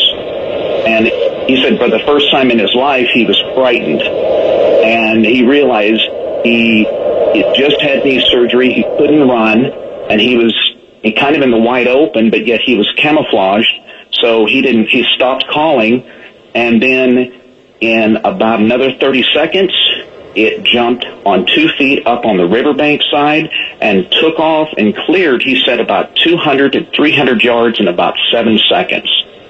That's amazing. And he said for the first time in about 35 years of hunting coyotes and predator calling, he was frightened. And he backed out with his firearm loaded all the way to his truck, and he said, I was on edge until I got to the highway. And he didn't tell anyone. And that's one thing that we're finding out is that many people, all walks of life, it doesn't matter the background, have seen these things, but they are afraid to talk to anybody because they're afraid to be embarrassed or ridiculed, and or they're second-guessing themselves. Maybe I didn't see what I saw. And then they start, well, dogs don't run that fast. Dogs aren't that big. And we've had numerous outside of Cleveland, Oklahoma, outside of Tulsa. In fact, there was a sighting in 2016 and just last year, 2 miles from my house where I live right now. And I'm in Tulsa. So it's very bizarre. It's you would think it would just be in the woods, but these are being seen at dumps. And then to a whole nother level, there are certain groups and people we're finding out, and we don't know who they represent. A government agency. I had a gentleman just outside of Tulsa, about 40 miles away, call me, and he said, Lance, you got to come out here. I've got helicopters and I've got drones out here, and I think I know why.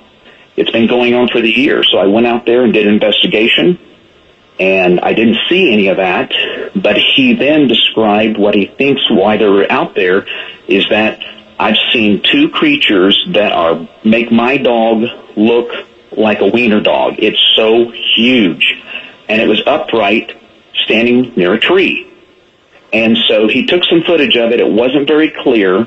And so we went out there to investigate. We did some calling. We didn't have anything come up. But the gentleman was retired military, very, very credible person. All these people are very credible. We try to vet the best we can.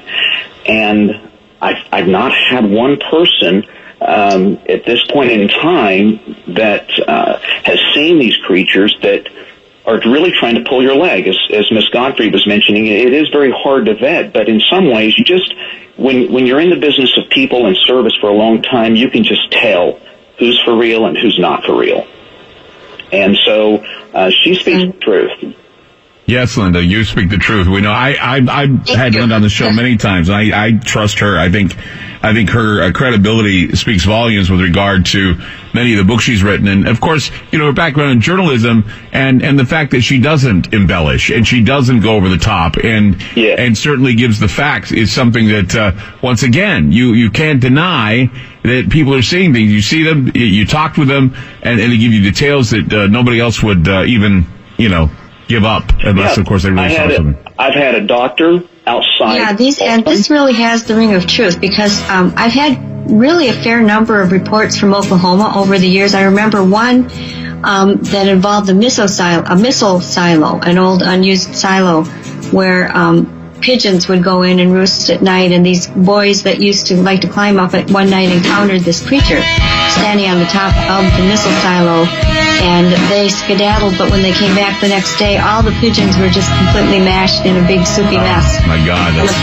Of the silo. But I wanted to ask the guest who was calling, were any of these places that you were patrolling by any chance near some of the indigenous people land reserves? Let me hold him over. We're going to take a break. We'll be right back. We'll have Lance. We'll hold him over from Oklahoma, talk to Linda Godfrey about what she asked of him about some of these creatures that he's citing.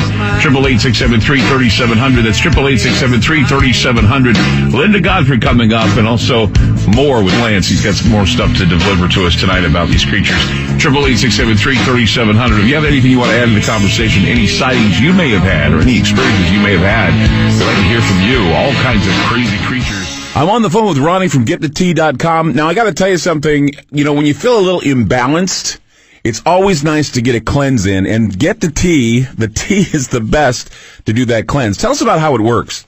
It's really a gentle detox, which cleans all the toxins out of you. And when you get stuff out of you that shouldn't be there, you actually get more energy. Some people experience a little bit of weight reduction. I'm just wondering, does everybody have a different reaction? I mean, I've heard some people tell me that it works for them immediately. Other times it takes a little while. Does it affect people differently?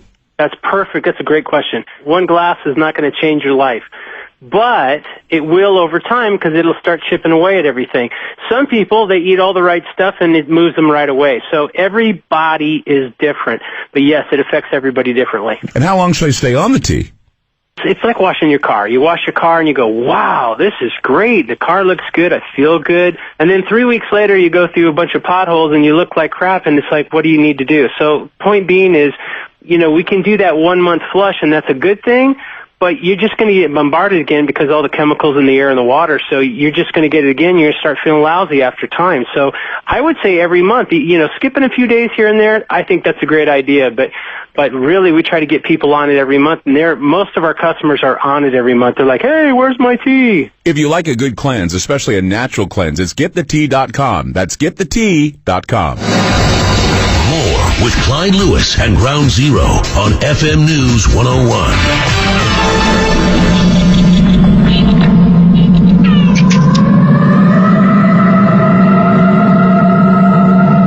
911, where's your emergency? Hi, my name is Kaylee Pavlich, and I'm at the Yates High School. I'm pretty sure, and I just saw a wolf. Okay. Sheriff's office. Yeah, well, I just found out there's animals loose around this area. Yeah, I think I just seen one. It was like a wolf or something. It was there in Law's yard. As soon as I opened the door, it took off. Hello? Something just ran in front of us on the road. We're in the ditch. We rolled over. How many people are in the car, and is anyone injured? There's two of us. I don't think we have any injuries. Is the car on its top or wheels or what? No, it's kind of sitting on its side. And one moment, please, while I contact emergency services. Okay. Okay, the state police should be on their way in a few minutes. Is everyone still okay? Yeah, I think we're okay. What ran in front of you? A deer? I don't know what the hell it was, but it was big. It looked like a great big dog. Standing up. Was it a bear, maybe? Maybe, I don't know.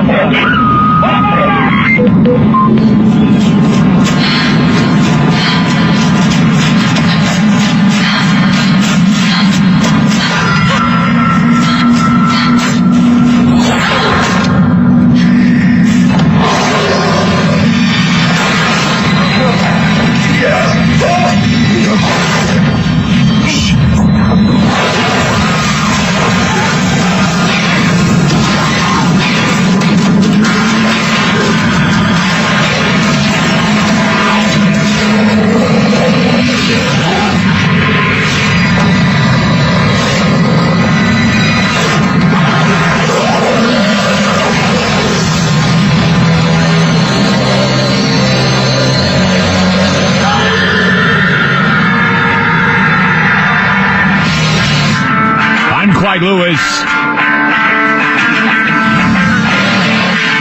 You're listening to Ground Zero. Tonight we have Linda Godfrey with us. Or the Beast of Bay Road. Bray Road. It's the Beast of Bray Road, too.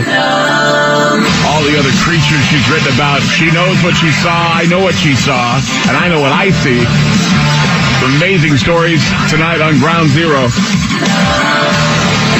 And, of course, we were talking earlier with a man named Lance who headed up an Oklahoma monster team. He's listening to the program tonight. And Linda, of course, wanted to ask him a few questions. Go ahead, Lance. You're on the air with Linda again. Go ahead.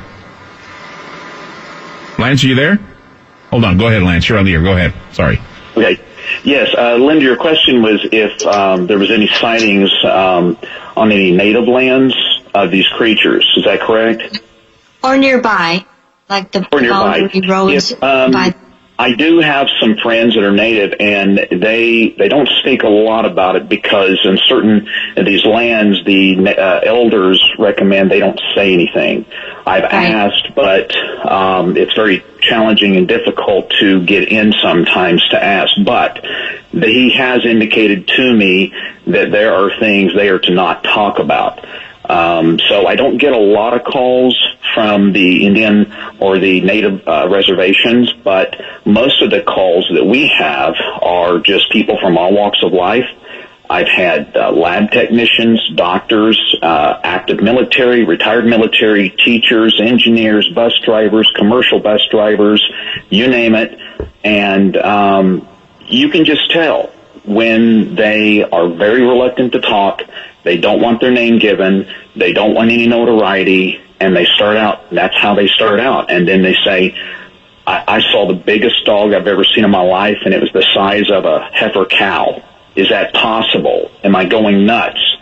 And we had that happen. A very good friend of mine that lives outside of Tulsa, in town outside of Cleveland, Oklahoma, and she saw 2 of these wolves the size of she said, of a cow. And I said, of what? She said, of a cow. And it was coming from their pond, and it crossed their driveway. There's 2 of them. And she told me, and I said, she's about 6'2", and I said, where on you did the top of the back come? And she indicated her chest level.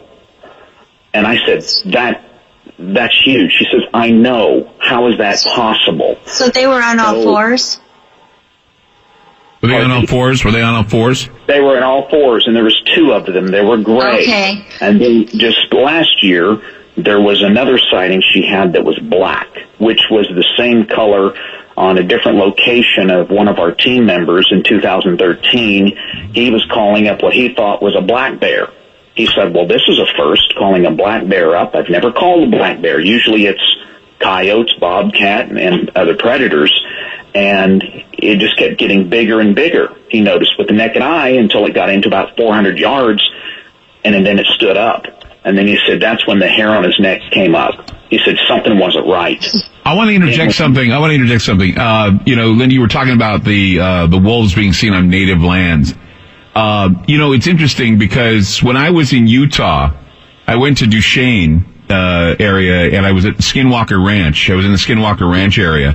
And when I brought up the Skinwalker, I almost got jailed. The native police showed up. The reservation police showed up. They almost jailed me for even asking around about the Skinwalker. Yeah, they're very serious about that. And I've read that some people feel that if you ask about it, you might be one. So that may be part of it too. But the reason I mentioned it is that the size you described for an upright one is quite a bit. The 455 pounds, but very often these larger with more humanoid bodies are seen near the native reservation areas, the native reserves, I think they're called now. So I just was wondering if you happened to be near one at that time. Now these other ones that are on all fours, this is a whole different category, I believe. They're not really like the ones that walk upright. They're huge. They like to follow cars. They will often bash into them, and I had one report that I'm still working on of somebody who had their car actually overturned by one on a highway, but they'll have bashes just in the metal parts of their cars from these creatures running along and then trying to actually shoulder them off the road. They seem to be fearless that way. And the phrases they use to describe them are just as you did. They'll say either a heifer calf or some type of a pony, maybe. They're just at a loss. Yeah. And both of these are quite a bit larger than the normal, if they can be called normal, upright dogman-like things that people see trotting alongside the roads or sitting and eating the deer, which are generally thought of to be maybe 200 pounds max. So you're seeing something double. And they'll also say about these bigger pony-sized ones that they have thicker heads, bigger heads. Sometimes there's a ruff seen on the back of the neck. The limbs are thicker than you would normally see on the other types. And they're often described as quite majestic. And they're usually brown shaggy, but I've got some, especially, I was just glancing in my book, The Michigan Dogman, Werewolves and Other Unknown Creatures. And I have a chapter on Oklahoma beasts, and the first 2 are jet black. The first 2 creatures in that chapter. Right. So. Well, Lance, I want to thank you for joining the program, and I was very informative about what job you're doing in Oklahoma. Name your group again, please. Yes, it's Cryptid Brothers Investigations of Oklahoma. Okay, Cryptid Brothers Investigations of Oklahoma. Thank you so much for coming on the show and giving us some valuable information. I really appreciate it. Yes, thank you so much. Appreciate it. You bet. Let's go to Terry in Ohio. Hi, Terry. You're on with Linda Godfrey. Go ahead. Hi, Clyde. I'm a long-time listener, first-time caller. Thank you. I'd like to relate a kind of a story that I don't tell many people. I used to work on a Navy dairy farm some years ago, and we'd milk cows there, and milk would go out to Annapolis Naval Base. And it was an old farm, used to be a Civil War prison at one time, and they turned it into a dairy farm. So you go out at like 3 a.m. to milk the cows. And with a flashlight, you see their eyes, that's about it. And sometimes when cows would get outside the fence, you'd have to go get a stray one. So we thought we saw a stray one out there. I saw its eyes. And I started to go out towards it. My cousin, who I worked with, he went back in the barn to get some supplies. And I said, I'll check it out. And the eyes rose up. In other words, we went from standing on 4 feet, 2 feet, and was like walking back and forth like it was stalking. And it freaked me out so bad that I ran back to the other side. I wasn't about to check it out. And then it turned, and it just disappeared. And the next morning, some of the other people that lived on the farm that worked different hours than we did, they worked normal hours, said that they couldn't sleep because they heard noises in the woods, because there was woods behind the farm. And they said they swear that they heard howling. So that really made me feel like, kind of freaked me out even more. And I kept quiet. I didn't even tell anybody what I saw except for a few people on the farm. But that's my story. I never forget it. And it's something that just kind of lingered with me all my life. What part of Ohio were you seeing this? Well, I live in Ohio now, but I was living in Maryland at the time. Oh. Near the Annapolis base for the Navy. And I wasn't in the Navy. I was just working on the farm. It was a federal job. And it was an old farm. It used to be a prison camp for Civil War soldiers that they had turned into. And it was a full moon that night. I'll never forget it. There's an open graveyard up on the hill. It was like something out of a Stephen King movie. And wow, just terrifying. Yeah, it was. I'll never forget it because it stood up, and I said, that's no cow. And it was like, that made it about 8 feet tall, probably, if you compare how tall a cow is if you're standing when it's on all fours. Once again, Linda, we have another sighting of something that looked like a cow that turned out to be something standing on its hind legs, eyes raised in the moonlight. I mean, that's pretty creepy. It is, and the other thing that I think of is that one of the natural attractants for these creatures seems to be military installations. And I know I had a view of what some people described as an Anubis, which is the Egyptian god of the dead with sort of a black jackal head and kind of a humanoid body at the naval base just north of Chicago, the Great Lakes Naval Base right on Lake Michigan, just north of Chicago. And there were 3 night guardsmen that saw this thing, and it was also near a very old base cemetery at the time. So I see all sorts of associations. And I've even been collecting very many of the old military bases, especially ones that were associated with World War II, have werewolf legends or stories around them, or even current sightings around Europe. And I've got some of those in my next book coming up. So, yeah, the military installation does seem to be a draw for these creatures. Fantastic, Terry. Thank you for the call. I really appreciate you calling in tonight and giving that information because it's so vital to finding out more about these strange creatures. Yes, thank you. And keep up the good work. We'll keep listening. You bet. Take care. Have a good night. Bye. Wow, it's amazing. 888-673-3700. That's 888-673-3700. Linda Godfrey with us tonight on Ground Zero. A lot of people giving their experiences of the strange creatures we've been talking about tonight, mostly upright walking and very large canids, canines. There's also what they call cynocephaly. Where they're talking about the dog-headed men. We got someone calling up. It's going to be giving us one of their accounts of seeing a dog man in the woods. A lot of things to talk about tonight. 888-673-3700. That's 888-673-3700. Another reason why we're talking about this is because of some of the strange activity, dreams, what we call excited delirium, agitated delirium, which of course has been reported by people who have this rush of adrenaline go through their bodies, giving them superhuman strength and what some people call werewolf psychosis. So tonight on the program, Linda Godfrey talking about that as well. 888-673-3700. Back with more Ground Zero. Don't go away. FM News 101 KXL. This is Ground Zero with Clyde Lewis on FM News 101. Linda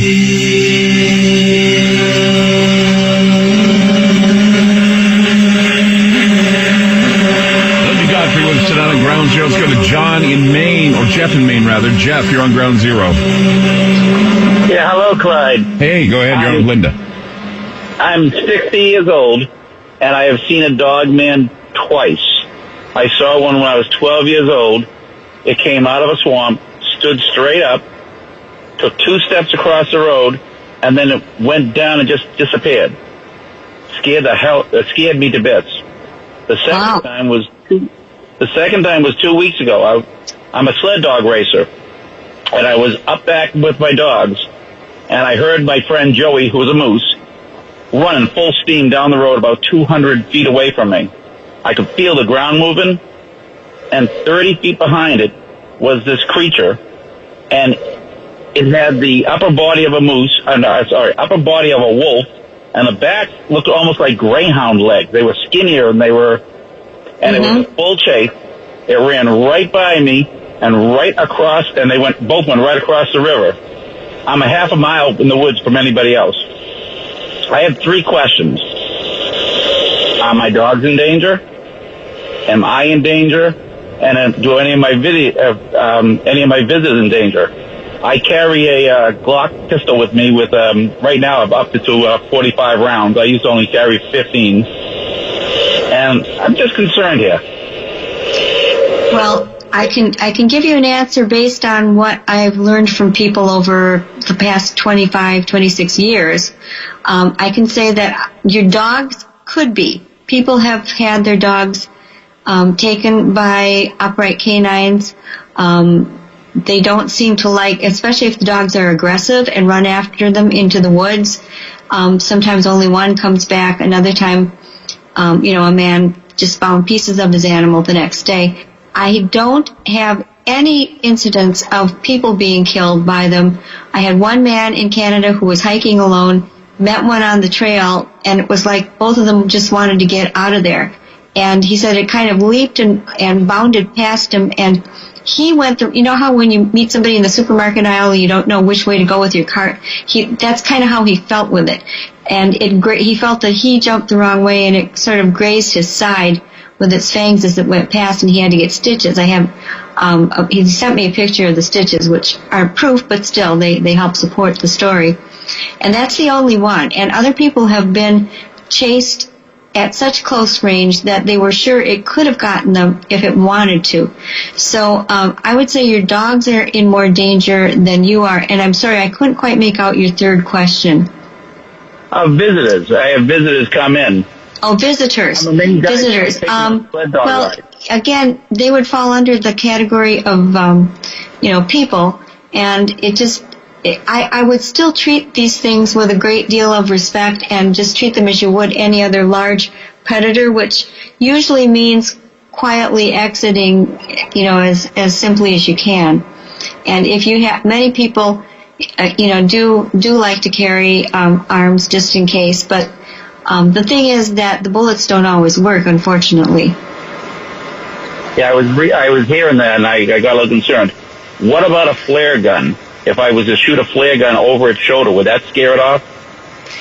Perhaps. I haven't had anybody mention that yet. But one thing that they don't like is cameras. And I had one instance where a husband and wife were both hiking, and they came across one of these very tall ones hiding and kind of sticking out from behind a tree. And the husband raised his gun, and it didn't even flinch. And then the wife put the camera up in position to take a picture.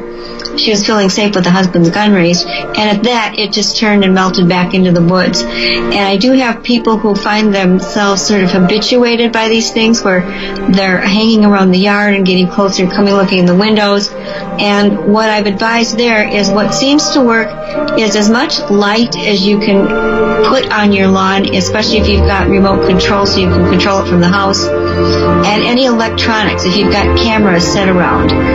Those two things, they seem to abhor electronics and cameras. Jeff, I thank you for the call. I thank you for calling. Appreciate it. All right, thank you. You betcha. And Linda, thank you so much for being on the program tonight. It was amazing. Flew by really fast. And of course, with this, the advent of the blood moon last night, I'm sure there are plenty of stories we'll be hearing in the aftermath, and you'll be there to cover them. When is your book due out? The book is coming out in late spring, I believe, and this one's different because I'm going to have actually my own film with it that expands on one of the chapters, and that's been real exciting and fun for me. And I also, if you don't mind my mentioning, LindaGodfrey.com, no W is necessary, just LindaGodfrey.com is where you go to report something or just find out a lot more. You bet. LindaGodfrey.com. Thank you, Linda Godfrey. You have a great night, and we'll be talking soon, I'm sure. More to come on Ground Zero. Listen to GroundZero.com. That's listentogroundzero.com to carry the show off in the next 2 hours. We'll be there. Don't go away. FM News 101 KXL. Ground Zero.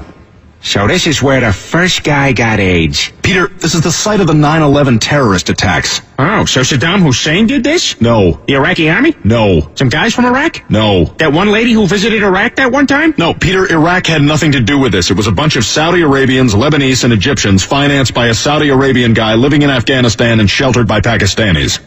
So you're saying we need to invade Iran?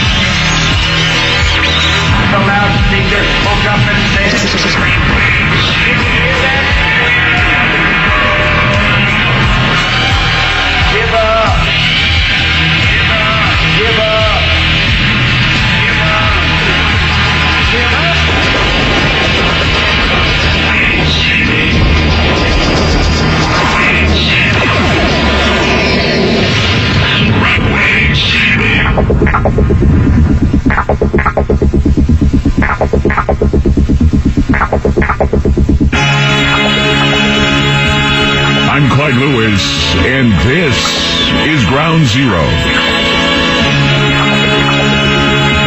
The numbers to call tonight, 888-673-3700. That's 888-673-3700. Cleared a few lines now since Linda Godfrey has now gone. So if you had a hard time getting into the program, we most certainly are happy to take your calls at 888-673-3700. It's 888-673-3700. So last night was the Super Blood Wolf Moon. Some of us saw it here in Oregon. It was difficult. We had clouds everywhere, but it was peeking through in some areas. And, of course, it certainly is an amazing thing to see something like this in the skies. And not only that, but the power that is behind one of these blood moons and what it represents. And, of course, while Linda was talking about some of the sightings of dogmen, some of the sightings of these werewolf types or these upright canids, I wanted to look even deeper. I wanted to look into the legends of these werewolves and the appearances of these wolves during the what they call the supermoon of January, the wolf moon of January. Not all wolf moons have blood on them, which once again, this brings up another, kind of eerie paranormal feel when you're discussing the idea of a blood wolf moon.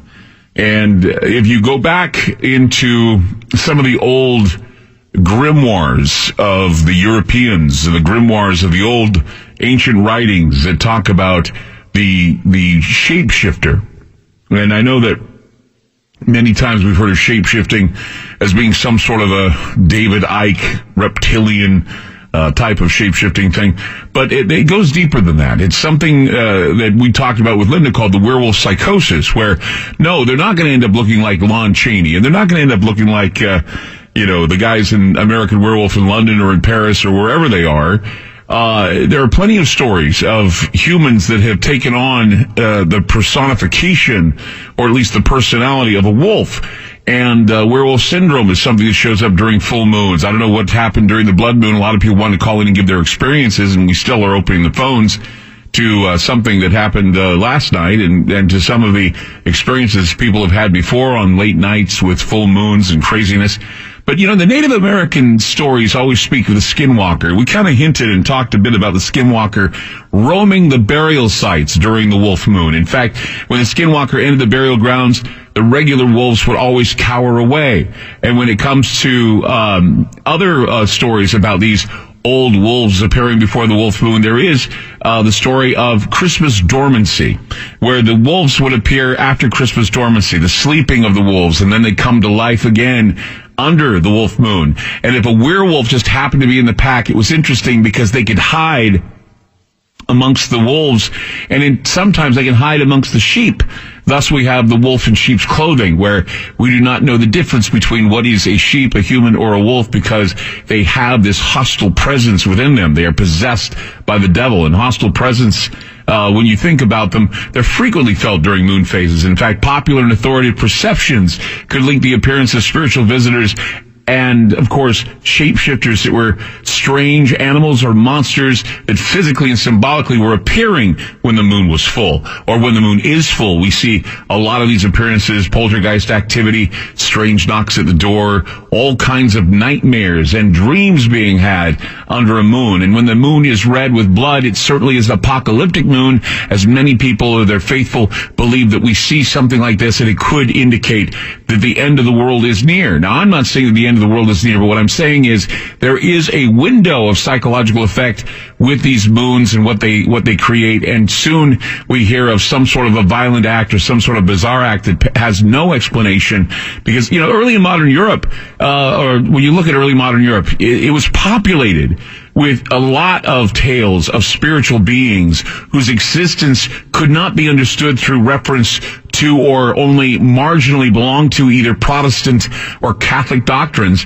And of course, then the existence of these creatures was certain. As much as the common belief in these entities were, it reflected the perpetuation of the community between the living and the dead. There were stories of the extremes between the living and the dead, the mixture of the upright walking ghoul and also the ravenous, hungry wolf or vampire that hung out in the graveyards under the full moon. Human and animal physiology are always suspect or subject to seasonal, lunar, and circadian rhythms.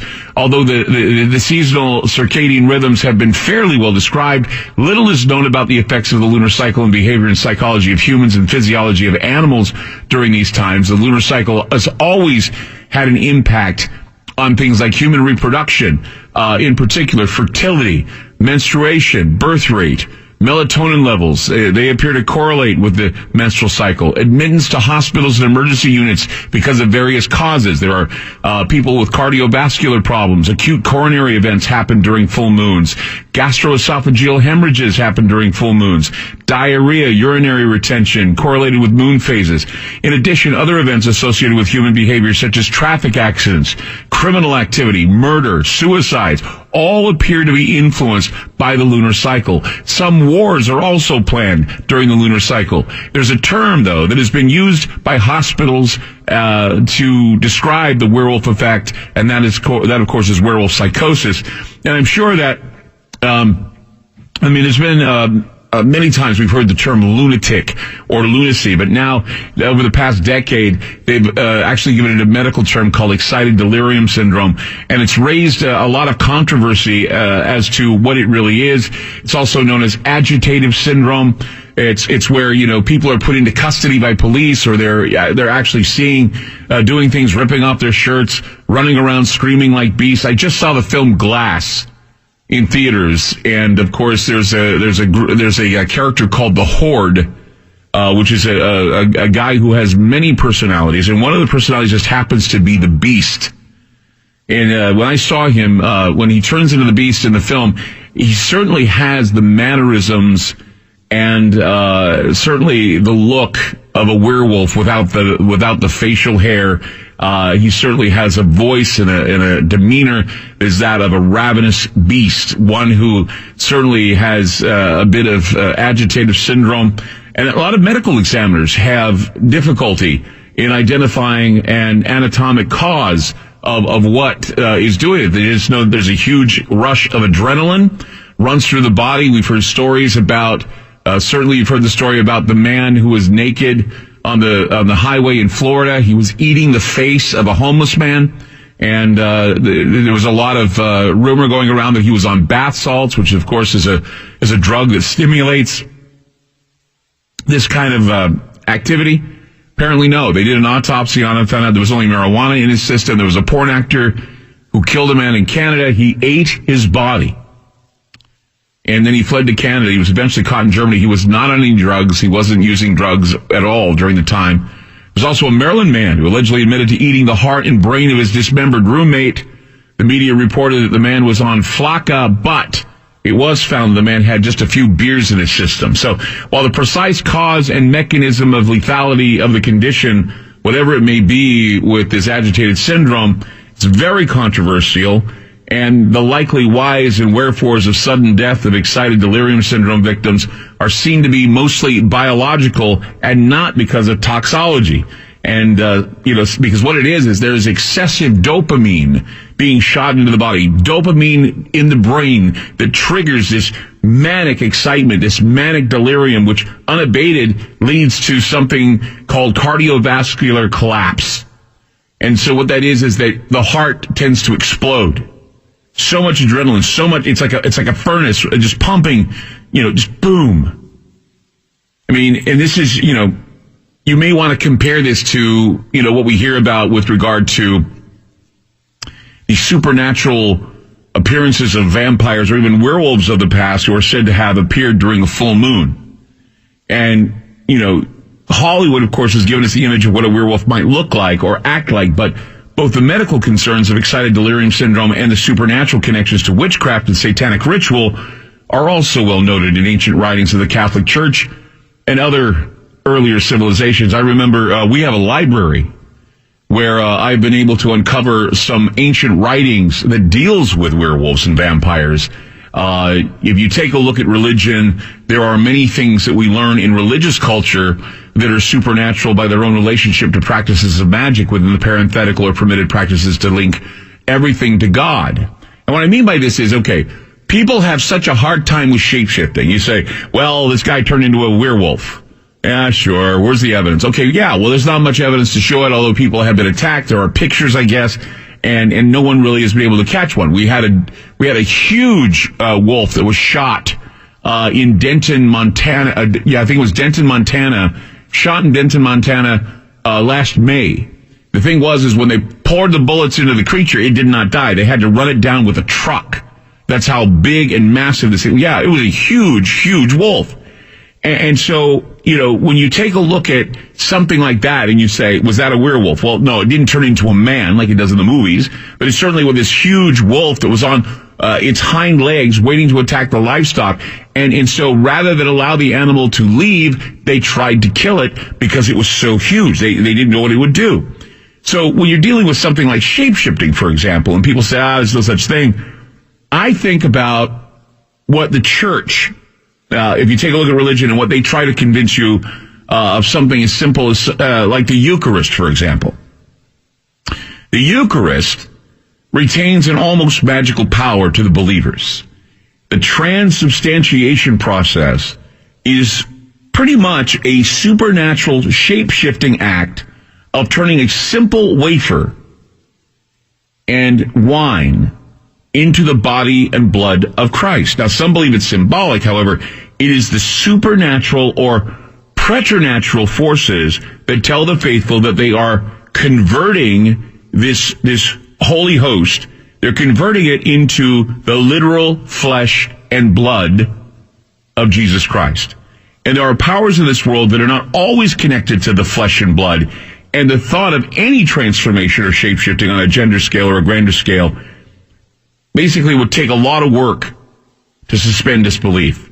But there have been sightings of entities that have been known to interact with humans, and they've been called figments of the imagination by most. But they take on a lot of forms, from angels to demons to ghosts, flying serpents, even werewolves.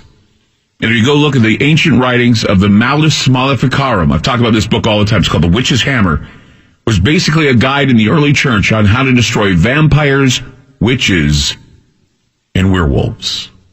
Now, why would they have a book devoted to that in the old Catholic writings? 888-673-3700. That's 888-673-3700. I'm Clyde Lewis. You're listening to Ground Zero, and we'll be back.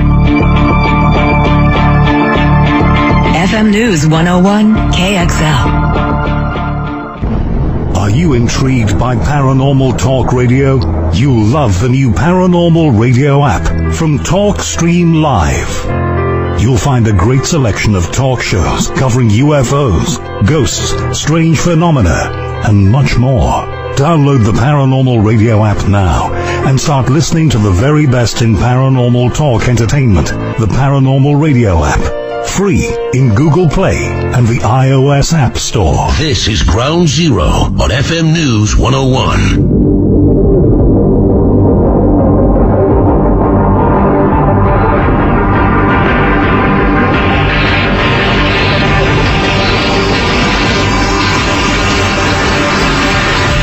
Go to Ken in Alabama. Hi, Ken. You're on Ground Zero. I'm on Ground Zero, finally. Hey. Anyway, we was talking about, at least you was, about these werewolves and dog men and all of these type of things. Yeah. And I just got a couple of questions for you. That out of all of these things that these people saw, and seem to me they see them on a regular basis in different areas, I can't understand why all of the film that they take is always grainy or you can't hardly see it. Well, why don't you take a look at the huge animal that was gunned down or run over by a truck in Denton, Montana, and tell me that thing didn't look like a huge animal that many people consider to be either a dire wolf or a werewolf. And what it was is every scientist that looked at it was baffled by what they saw. And then when the Fish and Game got over it, it's just a long-haired wolf. It was huge. I'd never seen anything like it. It was probably, they can downplay anything. And, I don't know if you'd be able to catch a skinwalker, but they certainly have tried to shoot at them on Indian sites, Native American reservations. So, some of it is grainy. And if it's grainy, maybe it's a hoax. I mean, people will try and hoax things all the time. But there have been also these wild-looking animals that they call chupacabras. And there were many times when I would say that the chupacabra was certainly a wild dog rather than what they said he was, like some dinosaur or some alien creature. They always want to call it an alien creature. They want to call a skinwalker an alien. They want to call a chupacabra an alien. It's not. These are animals. These are animals that have not been tested or found. As far as a werewolf is concerned, we have to look at the psychology and physiology of the combined animal instinct of a human with regard to that, rather than just trying to think of it on a Lon Chaney level. Yeah, and another thing, all of these sites near army bases and all of that stuff, I've never heard one say, even in the books they write, that they got cast footprints of these animals being on particular land. And if they can find dinosaur bones from 1 million years ago, and some of these things can't live forever, they got to have some remains somewhere that nobody else. Well, when you're looking at remains, it depends on what you're looking for. If nobody's going to set out looking for the remains of a werewolf. I'm sorry, it's not going to happen. Why?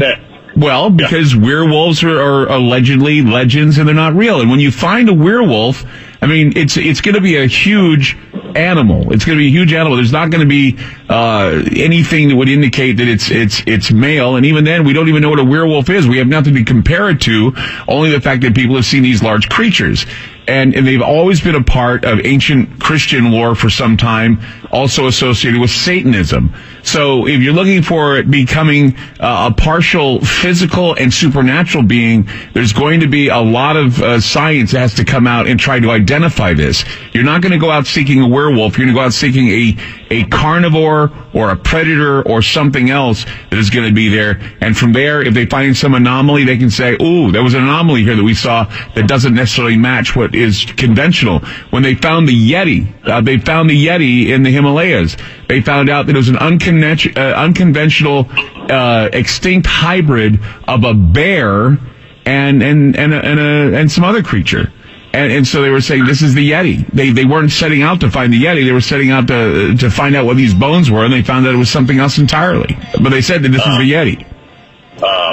And another thing is, they always seem to, after they see them, they only see them for a few seconds, and they seem to disappear entirely, foot tracks and all. Not necessarily. No, not all cases. No, not all cases, Ken. Oh, yeah? You need to read Linda Goffrey's books. They don't just disappear entirely. That doesn't happen all the time either. You know. They've caught them. They've caught some wild dogs. They've called them the chupacabra. They've called them many things. You've seen them on the news. They've been there. But you're not going to call them a werewolf or anything else. They could be something totally different if science comes in and cleans it up. But, it still doesn't take away the idea that there are things out there that are scary, hunched over, and are wolf-like. We'll be back. FM News 101 KXL. More with Clyde Lewis and Ground Zero on FM News 101. Shakespeare said it best. It is the very error of the moon. She comes more near the earth than is her wont, and drives men mad. The Latin word for moon is luna, which is the root for our word lunatic, meaning moonstruck. And we've tried to contain our fear of the moon's powers in old legends.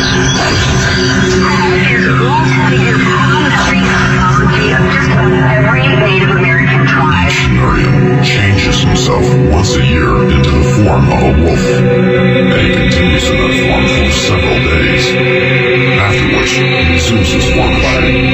Very strong werewolf myths. Greeks, Romans, and you got Roman werewolf stories. You sound like you want to hear A werewolf has no choice.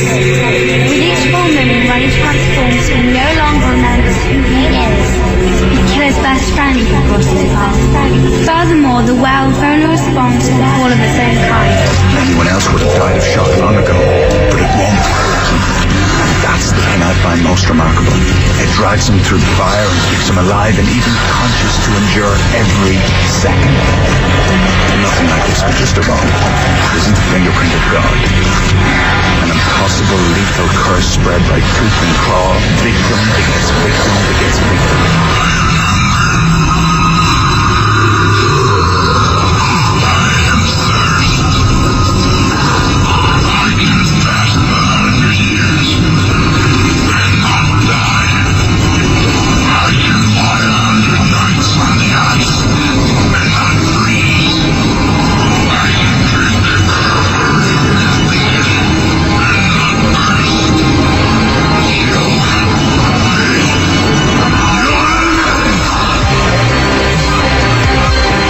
Lewis.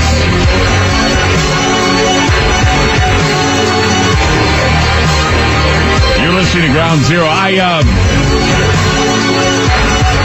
just got sent something that made me feel a little uneasy, and let's see if I can go back to it here. I received an email, but I always, get a little, cautious when I receive emails like this, and I showed it to my producer, Andy, and it's, oh my God, it is disturbing. Someone sent a picture. They said they didn't want to be named. It purports to show a dead werewolf. And it's certainly, whatever it is dead. And whatever it is, it certainly looks like a dead werewolf. It also looks like, excuse me, it looks like it's was in the midst of transforming or something. I don't know. This reminds me of a story that I remember about, what was it, a few years ago. Remember the Montauk Monster? Anybody remember the Montauk Monster? Well, there was a Montauk story about a monster that was found. I don't know if you remember. I did a show about Stranger Things, and I think it was called the Montauk Story, which I talked about a number of things about the Montauk incident and Plum Island incident, where strange happenings going on. About there was a guy, actually. First, they found the monster on the beaches there near Montauk.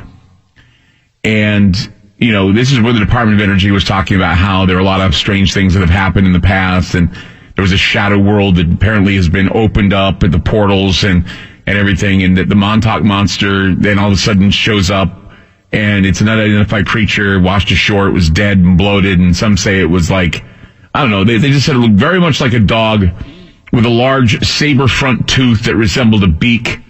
And there was actually another story where police in New York reported that a security guard was discovered partially decomposed. They said his body had mutated, and it was found on the island's southwest beach near where the access is restricted there at Montauk Island. Now, an autopsy found no immediate cause of death, but the body was floating in the water there near the beach area. No immediate cause of death. Body was a black man, about 6 feet tall, large build, and very, very long fingers and fingernails. And they said the fingernails looked like they were claws, and the body, what was left of it, was powerfully built, and the man's teeth seemed to protrude from his upper maxilla, with what was reported to be receding gums showing his large canine fangs. Now, there was no picture of that body anywhere to be found, but now, on my Facebook page, I have a picture of something that is terrifying here. Oh my God. Now I've just been logged. Oh my God, I just got blocked out of Facebook. What the hell? Hold on, let's see if I can get back in. Okay, let's log in. Oh my God. So I posted this picture of whatever this may be, this animal, this carcass, this whatever it is, and now I've been blocked out of Facebook. What the hell? And now I can't describe it. Well, I can describe it from my mind's eye. It looks like the carcass of a wolf. It looks like this huge wolf that is laying in the water, and the body is, please try closing and reopening your browser window. Okay, let's do that. Okay, I'm back. Good. All right, so I'm back in. I thought, geez, post something that scary and it blocks you. Okay, let's go back to it. See if there's any comments now about this creature we posted. Oh my God, yeah. Okay. Looks like a bobcat. Okay. It doesn't look like a bobcat to me. It looks, if anything, it'd be a bear, right? But no, somebody said it looks like a bobcat. It's just creepy. 888-673-3700. Let's go to Randy in Texas. Hi, Randy. You're on Ground Zero. Hi, Clyde. Pleasure to speak with you. Faithful listener, second time caller. Thank you. This is such topics tonight, and I originally called because I was actually married. My wife in 1999 revealed to me that she stated she was a werewolf. She had kind of a heavy brow line, kind of Neanderthal appearance.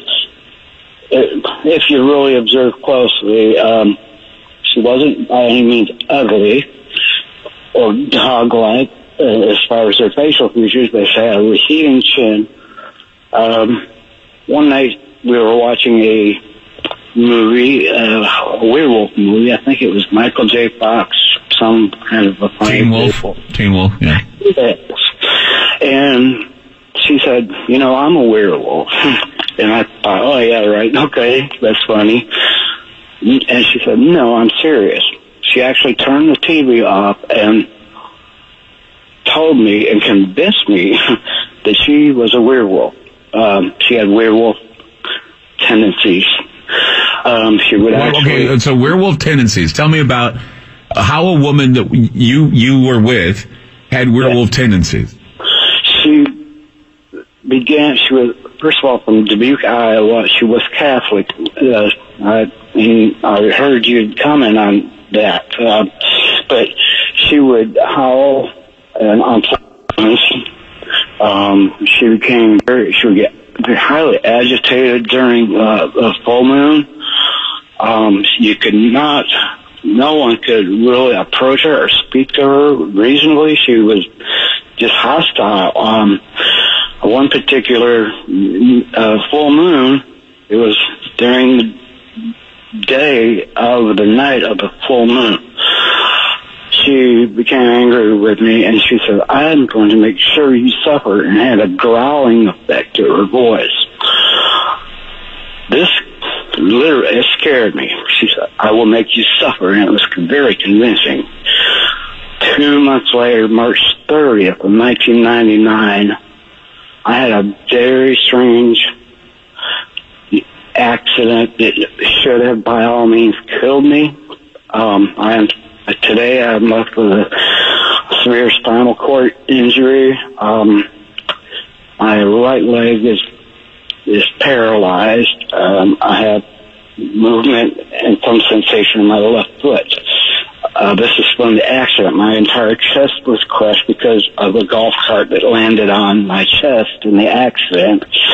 And my entire chest was crushed, both lungs punctured. I had hemopneumothorax, blood in my lungs and air escaping from my lungs through the chest punctures and the holes in my chest wall. To make a long story short, I believe, to this day, I did not believe her prior to that. But I am very convinced of that. I respect Ken, your last caller, I believe, calling, and his curiosity, but yet didn't quite believe the report. So what happened to this girlfriend? Okay. That you said claimed that she was a werewolf, and after your accident, she said that something would happen to you. You had your accident. So what happened to her after that? When I was had me drug into stay in the hospital near a coma with tubes coming out everywhere of my body. She came to me, leaned down, and whispered in my ear, "Look what you've done now." And it terrified me.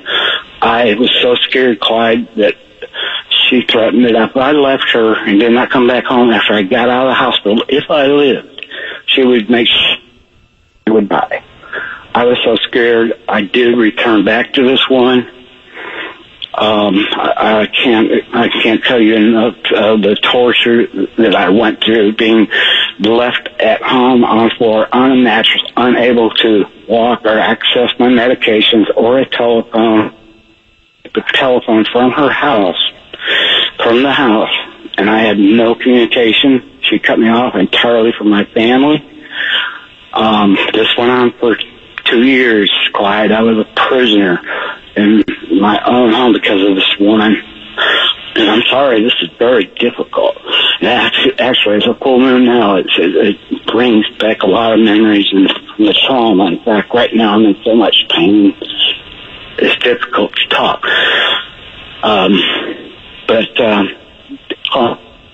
In my mind, this is real. For anybody that doubts it, I also have a Native American background. I know people at the Creek Neck in Henrietta, Oklahoma, and some elders of the tribe, and some of the true stories that have gone back years and years, actually probably centuries, with the Creek Nation about werewolf sightings and such.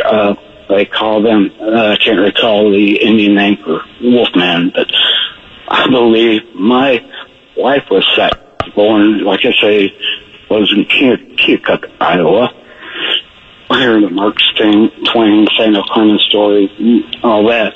And there was Native American burial grounds there. And she was a Catholic. Like I said, I wish nothing against Catholics, but it's also relative. So she's nowhere around now to harm you, correct? To my knowledge, I believe she is still in Iowa. She went back to Iowa after we divorced. I eventually did get out of the situation, came to my senses, and got enough courage, and had a friend actually help me. Did she ever in your relationship shapeshift? Did she ever give you? Yeah, I know that during intimacy, during sex. To me, she would appear to be having dog-like features, and she would begin growling and actually howl during sex. I'm sorry, the climax. Yeah, exactly. And she would, yes, and it's very. Well, at the time, it was sort of intriguing and erotic before my accident. But then it got serious. You realized that she did have some sort of a demonic quality to her. She shifted into an animal during sex. That's well, I would appear, yes. Oh my God. Well, Randy, I'm glad you're doing fine now, better considering, and I hope you never see her again. If she certainly is a shape-shifting wolf. I regret the fact that my stepson that I was with since he was 2 months old with that woman until he was 10, that I had to leave that boy with that woman. It tears my heart as if he was my own child. This woman is somewhere in Iowa, married to someone else, and I found out later after divorcing her that her children, 3 of them were by separate men. One of them was her own son that she told me, and she told the other 2 sons of hers, my stepsons, that that was her Uncle David. Oh my God! So there's a lot of incestuous. It was her son. A lot of incestuous. Oh, this is just a terrible story, yeah. Randy, I'm out of time. Thank you for sharing your story. No. Thank you. That went away quick. Sorry. That's probably one of the strangest stories I've ever heard about werewolves. I heard one that was even worse before from a woman who lives here in Portland. She's listening. She knows who she is. Called the program before about a werewolf story where her brother was affected. This is Ground Zero with Clyde Lewis on FM News 101.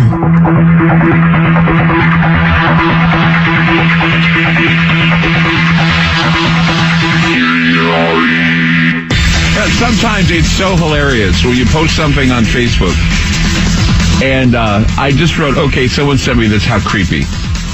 And people are like, they get on there and they say something like it looks like Nancy Pelosi or they say this looks like it's Photoshopped.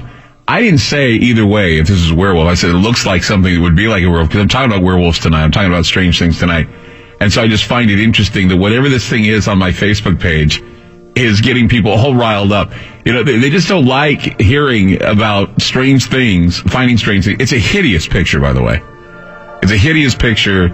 And I'm sorry I have to post it tonight because I just wanted to tell you that I tonight have some sad news. One of my favorite cats in the whole world at home has passed away tonight. Spike passed away at 21 years of age. He was a well-loved cat. It was a cat that I think I've told you a story about him. He was this old cat that whenever I would go to sleep at night, when I had sleep apnea, he would tap me on the shoulder to wake me up when he knew I wasn't breathing well.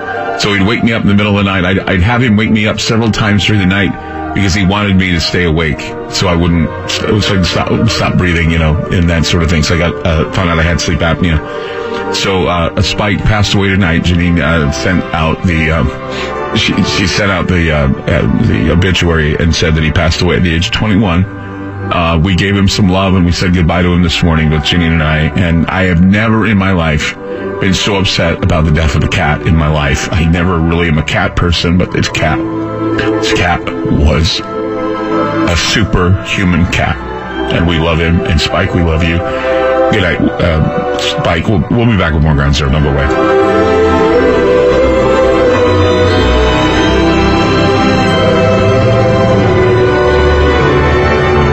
FM News 101 KXL. So, you love talk radio? Then you'll love TalkStreamLive.com. TalkStream Live is always on, 24/7 with the best streaming talk shows. Find your favorite talkers and discover some new ones. It's free, readily available online or on mobile with any smartphone or tablet. Finding your favorite talk shows all in one place has gotten a whole lot easier. Just go to TalkStreamLive.com. Be sure to download the free apps from Google Play or the iTunes App Store. I have a request tonight. Storm the studio.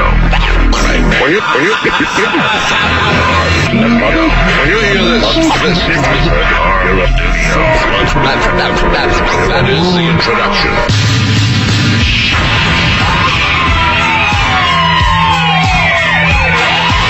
The loudspeaker spoke up and said, Wayne City. The loudspeaker spoke up and said, Wayne City. The loudspeaker spoke up and said,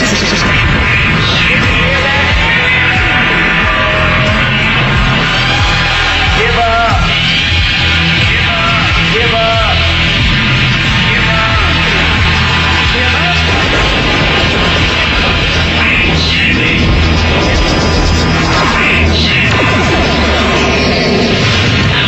Wayne City.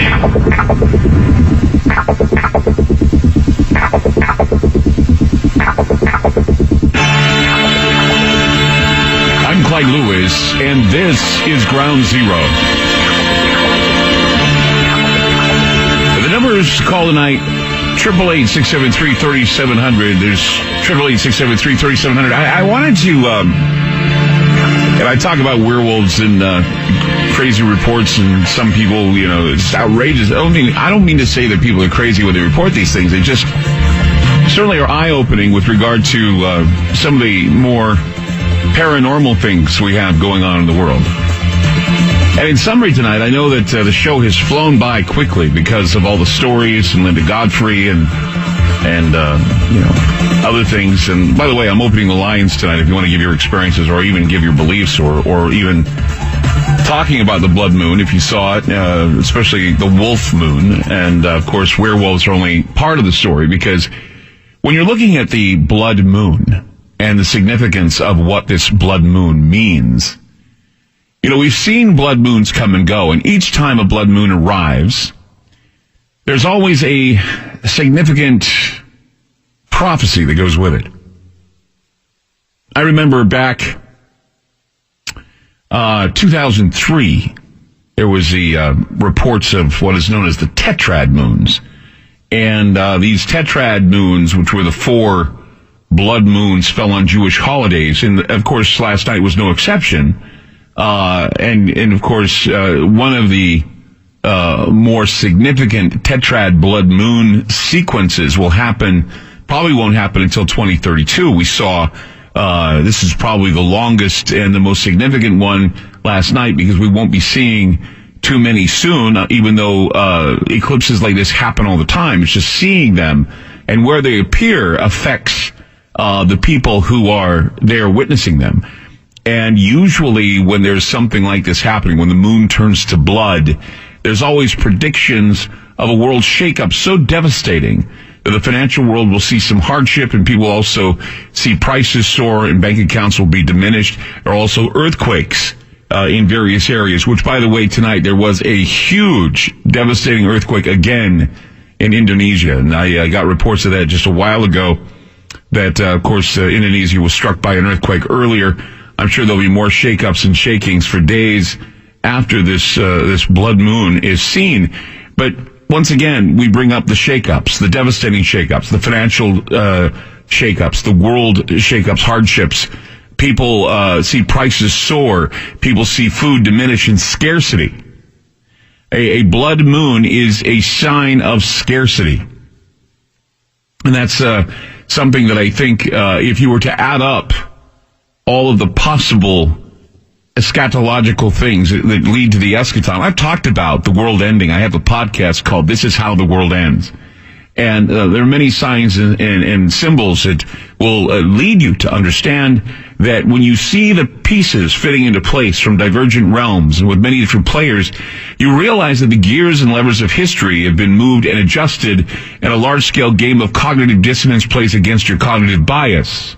And so the real nightmare scenarios are usually muted by psychics and astrologers. They don't want to have you take on a dismal attitude, but there are just too many heavenly disruptions that certainly affect what I call real human currency. It affects ownership of land. It affects fighting over lands, bombings, death, war, assets shifting hands, a game with very real winners and losers. There's a real struggle of life and death as we spark over who has ownership of various areas of the earth. And there is also a plague, famine, food riot possibility in the near future after this moon, red moon, appears. And I think it's very important that we realize this, because when you see what some of the warnings are in the world, and you see how this is regard to prophecy, I know that the supernatural stuff we talk about, you can either take or leave. But if we look back in history, we look at some of the events that happened, we look at some of the moves that take place during these eclipses, these lunar eclipses. I mean, if you go to the Talmud, you realize that, and many of these red blood moons affect a lot of Jewish belief. And you go to the Talmud, and it teaches that lunar eclipses are negative omens for Israel. And the solar eclipses are a negative omen for other nations as well. And we're talking about 70 nations. We're talking about the sevens. We're talking about the patterns. And when the moon is red, it's indicative of war and bloodshed. It's indicative of possible famine. It's indicative of a scarcity plague. Now, if you go into Hebrew astrology, the lunar eclipse is thought of an amplification device. It amplifies everything that we have been through before. It amplifies the power of cleansing. It amplifies the power of freedom. It amplifies many other things. And there's this overwhelming fear that all the signs dealing with this super blood moon, all the signs point to a time of upheaval. We're being urged to prepare.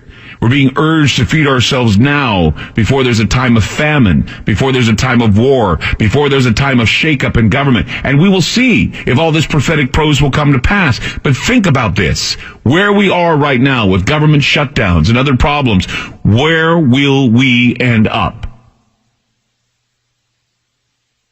Where will we end up after this blood moon? One of the biggest contradictions in biblical eschatology is that while God has said in various writings that we live in a world without end, there are those who see that the world will eventually meet its finality. And it's admittedly difficult to step outside of your self-destruct programming, which we are in right now, no doubt. And many people sense that the end times may be rapidly approaching, but we are contributing to it. Because all of these changes in the universe happen, and we can interpret them however we wish, but all changes are connected to galactic cycles. Galactic cycles are connected to planetary changes in orbits, and all things are demonstrating a propensity for returning to their natural order. Like the changing of the seasons comes the changing of the earth. We hear of the magnetic field thinning. We hear of it going further south. We're becoming more aware of it, and the reason is because we have so many people who want to make what is happening in the world today political. And that is why we now see that many political leaders have focused on a disaster, a future disaster, and fighting or using certain things like a wall or other things as political footballs. And as they're struggling and they're fighting amongst each other, the people are eventually going to suffer, and a food riot could happen if we do not change our disaster capitalist ideal. And after this type of signal, this sign, there will be most certainly talk more of a collapsing ecosystem. We'll be talking more about a mentally ill public, a militarized enforcing of policies that destroy human rights. And there will be money to be made off the suffering of others. And there are conversions to be made by implementing the rituals of end times philosophies. Change, in my opinion, is more than just some propaganda machine, some propagandist idea. It's all part of the organization of the cycles of the universe. It's part mystical. It's part scientific. It's all about the odds. And, we see ourselves do the same things countless times. I told you, I said, there's this loop that I'm seeing. We're trapped in a bubble, and this loop continues, and somehow, somewhere, you or I or others we know or maybe people we don't know are going to have to feed the beast. And the elite agendas of sacrifice and death and all this selfishness, it's going to plunge the entire planet into a universal civil war. And the ignorant are the perfect victims to willingly begin the perfect Holocaust where history once again repeats itself. And since the day of the first effusion of blood, it has never ceased to flow and has never been shed in vain. Mankind has always believed in three things with an unconquerable faith: that the effusion of blood is necessary, that there's a manner of shedding blood which is purifying, and another mode which is condemnatory. History clearly attests to these truths. History gives us a narrative of cruel acts, bloody conquests, and the overthrow and destruction of governments, famous cities. We hear of atrocious murders committed, pure victims offered on blood-stained altars of brothers warring against brothers, rich oppressing the poor, and of fathers tyrannizing over their children until the earth appears to us like an immense sea of blood, which neither the piercing breath of the winds can dry up, nor the scorching rays of the sun can absorb. There's a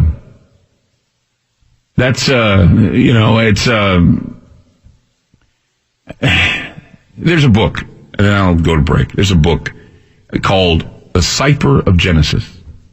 It's by Carlos Suarez. And there are notions in this book that don't sit well with people who insist that the path to salvation is through their church every week. Basically saying that it's all up to us. It's all up to us. Man's origin and purpose is different than always failing and always sinning and always trying to repent. See, because mankind has been on his knees for a long time. He needs to stand up, and we need to learn how the universe is made. We need to learn how our seed has always been somehow polluted. It's somehow been thrown into this coarse, brutal substance, and it's incapable at times. It appears to be incapable of reconditioning itself and understanding that we have to learn from the past.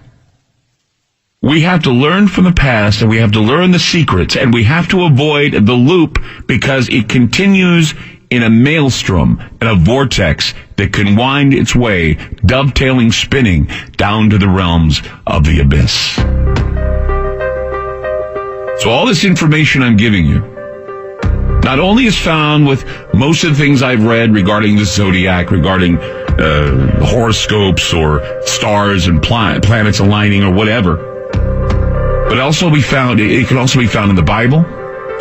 It also can be seen by those who are aware and those who are prepared and those who understand what it means to be prepared in times where we know that there's got to be a payoff or a payback. Now, if you don't think all the things that have been happening in the past 3 or 4 weeks since the government shutdown is not going to come back and bite you or bite someone, if you don't think that's going to happen, you're sadly mistaken. Something has got to give. Something is about to change. And that moon we saw last night is a symbol of what this is. The blood of the moon and the wolves at the gates of our government waiting to attack. 888-673-3700. That's 888-673-3700. I'm Clyde Lewis. You're listening to Ground Zero, and we'll be back. FM News 101 KXL. More with Clyde Lewis and Ground Zero on FM News 101. Let's go to Derek in Massachusetts. Hi, Derek. You're on Ground Zero. How's it going, Clyde? Great show. Thank you. Sorry to hear about your cat. I know. I've never gotten upset about a cat in my life, and now this one's dead, and I'm really bummed. Is the name Spike a reference to Buffy by any chance? No. I think it has a lot to do with the gremlin Spike. So. I had a little Buffy theory. The first season of Buffy, like the third or fourth episode, right. One where Xander and a group of like bullies get locked in a zoo with hyenas, and they reference in the episode that there's different tribes that would try to like channel or like trap the entity, like the essence of the animals, into their bodies. Oh wow, that's like the Skinwalker, man. It's like getting taking in that. That's I can understand that. Exactly. So just one theory. It's like as far as why somebody would get like super strength out of nowhere. But I had a quick sighting. My boss, we're at work right now. I called for him a couple times during like a UFO episode. I'm pretty sure he lives on a hut spot. It's right next to a reservation land or like a conservation land that used to be a military like shooting range during the Civil War. Mm-hmm. And he's the last house in the cul-de-sac, so his yard is right next to the woods. And I believe it's a portal. And one day this past summer, he was like at a fire like around duskish before the sun went down, and he turned his head and he saw this little like 3 or 4 foot like naked, hairy, like feral child or like little gremlin type thing that had it reminded me of what you're talking about tonight with the horse, because his hair, he had like shaggy hair, but then his hair went back down his neck a little bit, like a horseman almost, and he was kind of hunched over and he kind of galloped off. But then when they checked for footprints, he said, no footprints. And I called before about the rivers of portals thing, and I just think it's interesting that Linda mentioned one story about the place in Ohio, Defiance, Ohio, was on a river, and then the guy who called from Oklahoma said that he saw his dogman on a riverbank, and then one of the other calls, like an hour ago, mentioned a swamp. And I talked about the swamp marshland connection, where the marshland is where the different indigenous cultures believe the veil is thinnest because it's where the land meets the water. Mm-hmm. I just think that's interesting. For your time, a quick question for you. I've always been confused about the full moon idea because I could be wrong, but a full moon doesn't mean the moon is necessarily closest to us. It just means it's the sunlight is being reflected in a way where it illuminates the entire. Well, this time it was closest to us. Every full moon doesn't mean the moon is closest to us, but this time it was close. That's why they called it a super moon. It's a super blood wolf moon is what they call it. It does affect people in many ways. I would suggest that we're going to be seeing the effects of whatever this moon has done to, it'll affect both America and Israel if we believe that these types of events create some apocalyptic activity. I'm not saying the end of the world. I'm just saying something that we would consider very shocking and very hard to adapt to. And that would include a food riot or something where people are fighting and stealing and committing crimes in order to eat. Supermarket. Yeah, I work at a supermarket. I'm from Boston, and we just had the snowstorm this past weekend. Yeah. And just as soon as the news mentions any type of flurries or anything, the supermarkets are absolutely mobbed. So any kind of food scarcity or any kind of like hiccup with our financial system, or literally it could be anything, would cause the stores to just be completely looted. Well, and that's why I've said, if you want to get that deal that I'm offering for $75 for 2 weeks of food you can have available, like for snowstorms like this. It's always good to go to our website where we actually have My Patriot Supply, and they have some good stuff there. My Patriot Supply that you can use that always help out. And people always say, "Well, I don't need food for the apocalypse." Well, it's not what I'm selling. I'm not saying you should have food for the apocalypse. I'm saying for things like for things we have like these disasters that that happen where you're going to be stuck in your house. If you're snowed in and you can't get food, what are you going to eat? How are you going to eat? That's the question. Oh, you're exactly right. There was no water at multiple stores in my town for a few days. This is before the snow even happened. This is like 2 days before the snow even happened. So as soon as the news announces any kind of bump in your regular routine. Yeah. That's when everything hits the fan, you know? That's true. Let's go, though. That's true. Hey, and by the way, if you want to get yourself that supply that we're asking for, or you want to get, and you'd help, and you worry about things like, you know, being snowed in or something like a food riot, you can go to My Patriot Supply. It's preparewithgroundzero.com. That's preparewithgroundzero.com. When there's no power, refrigeration fails, stores with their shelves stripped bare because of weather or other problems, it's good to have something in your house. If deliveries stop, you don't get food. You can get your 2-week supply for just $75 by going to preparewithgroundzero.com. More with Clyde Lewis and Ground Zero on FM News 101.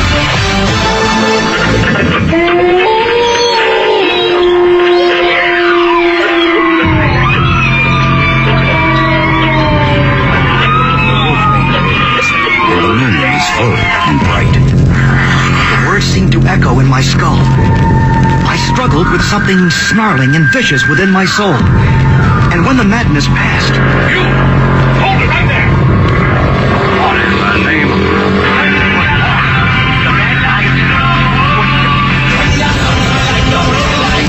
Who's afraid of the big bad wolf? Tra-la-la-la-la-la-la-la. We've always had magic in our blood. We were great spirit warriors, shapeshifters, that transformed the powerful wolf. This enabled us to scare off our enemies, protect From 1564 to 1589, one day. Peter claimed 18 victims, all women and children, whom he hardly used victims for his own bare hand and teeth. In some cases, he partially ate his victims raw. I told my mom I thought I saw a werewolf. Am I not believing? I was walking along a good probably 7 to 10 seconds before it had turned its head. That was too big of you, dog. I thought you were really Jumping on cars and escape out the road. For 2 years here, all Wisconsin listened to Did you ever tell yourself, I have to stop this. I must stop doing this. Yeah, it seemed like a compulsion to do it was too strong, and I didn't even forget it. The blood moon rises once again. I'm Clyde Lewis. You're listening to Ground Zero. So the fangs are bare. The blood is awaiting to be shed after the appearance of the blood-red moon. I want to point something out right now. I mean, okay, we've gone full range from the folklore, the wolves in sheep's clothing, the sheep being taken and killed and slaughtered. But what happens when we realize that our souls are being beaten down? Because remember, you look at what this eclipse represents. It represents the eclipse of the soul. Just like the eclipse of the sun, the eclipse of the soul, the eclipse of releasing the evil into the world. And we look now, we see that there's a historic standoff right now between government and the governed. Not only is it happening here in the United States, but it's happening in France and it's happening in England. There's a state of sclerosis apparent in places like England, where Brexit is clearly being manipulated to deliver the right result. No actual Brexit is happening. They're trying to manipulate it to go to the right result. And meanwhile, as we here in America are fighting amongst each other because Trump really wants that wall. But no wall is being built except for a political wall that has gone up, blocking the popular choice. You realize this. As unpopular it may be with you, the popular choice, the majority choice is, yes, we need to protect the borders with a wall. So what happens when the idea of being democratic goes away? It won't take long to come up with the answer. What happens when the democratic process and the will of the people have nowhere to go? In the shadow of this wolf moon, the blood it represents and the blood that will be shed. The globalist class, as I see it, the globalist class doesn't seem to understand that all of this brinkmanship we're hearing about, all of this political gamesmanship, this social engineering, and this brutal repression is going to lead to some very, very bad things. Where the people, so fed up with what is going on, will rise up. JFK once said, he said, those who make peaceful revolution impossible will make violent revolution inevitable. Now, I'm not calling all troops to go out and fight. What I'm saying is the war on sovereignty, the war on nationalism, the war on what would be considered the popular choice by the group of the resistance is not working. You realize today is Martin Luther King Day. And I guess I could mention this because of the fact that he was a man who was a shepherd of sorts. Martin Luther King Jr.'s pro-peace and anti-war stance would have made him an enemy to today's establishment, and he would have been censored. His Facebook would have been blocked. And the struggle for peace and the struggle for equality is living on, but it's so stifled with the idea and the assuming of others that everybody is racist and everybody is against one another. And for some reason, it just seems to cloud the spirit of what should be a shining moment and a shining thought process. But we are in the shadow of a blood-red moon. What the government tells us and what Martin Luther King did are two separate things. And all those who stand up against big government are now being brought down. Even those who claim that they're so, progressive and they love Dr. Martin Luther King don't even know what his message was. And quite frankly, don't care, because we certainly are against everything when Martin Luther King was certainly trying to bring people together. With a state that owes its very existence to the global world order. At least that's what we believe these others want, rather than having what needs to be. The use of violence, the use of bloodshed, the use of starving people and bringing about scarcity. I warned everybody about the scarcity that was going to be brought about. And it's being brought about now, and they're using the wall as a political football for scarcity.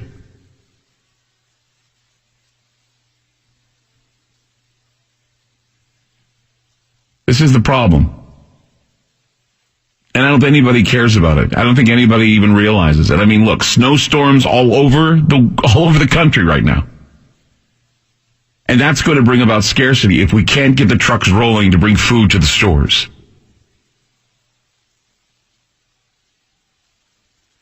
We're going to see scarcity with the government shutdown. We may not be able to see TSA agents standing and bringing people to the Super Bowl. It's gotta be, we have to have the government open before the Super Bowl. We can't let people be stranded at the airports without someone to frisk them. So hopefully this will all be over before the Super Bowl. If not, then I don't think that we'll be seeing too many TSA helping people get into Georgia. Because this is how America is. So I'm not going to tell you that this is the end of the world. I'm not going to tell you that everything I'm saying is going to come true. But I want you to think a bit about what is happening. I want you to think a bit about what may be happening and what may happen after this blood moon's over. I mean, it's over now, but we'll have repercussions, I'm sure, for days. And we may see some very, very different changes. And I don't know if anybody's going to come back and say, hey, Clyde, we saw the changes and you told us about them. I don't know if that happens. Because I know people, werewolves. Come on, really? Yes, werewolves. They don't have to be Lon Chaney, shape-shifting, furry guys. They can be people sitting in the auspices of government. They're all sharpening their smiles, and they're all looking at each other, just delighted with themselves as they make money off of you and me and leave us to the point of scarcity. This is the future. Because no one is willing to give. No one is willing to compromise. There is no congruency, and I don't know if anybody understands this. We're too busy fighting over ideologies, and we're not thinking about what symbolism and outcome will be.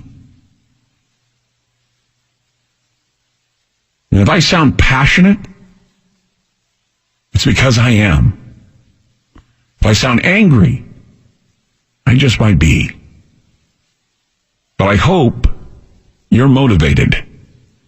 And I hope you can share with me your thoughts as we close out this hour. So I'm opening the phones again. This time you can open up and talk about what I've been talking about in the last 40 minutes, 30 minutes. I would love to hear your opinion on this and what you think will happen after this blood moon. If you think anything is going to happen and what you think might happen, if we're going to see any changes in the near future, a few days, maybe a week, maybe a month, I don't know. I'd love to hear from you. 888-673-3700. That's 888-673-3700. Back with more Ground Zero. Don't go away. FM News 101 KXL. Hey guys, it's Clyde, and I'm excited to tell you about Youngevity, a supplement company that I've been associated with since 2016. After 1 year, I lost 140 pounds and felt so much more energetic. Since 1997, Youngevity has had one objective: to enhance the lives of people through lively health and wealth. Dr. Joel Wallach and Youngevity have pioneered the mineral supplement market, spreading the 90 for life message throughout the world. Over the years, continued development and innovation has established Youngevity as one of the most successful companies in the health supplement market. If you'd like to feel healthier, look better, you can go to our special website, www.groundzeroforlife.com. That's www.groundzeroforlife.com, or talk to one of our health specialists by calling 877-877-4202. That's 877-877-4202. More with Clyde Lewis on FM News 101.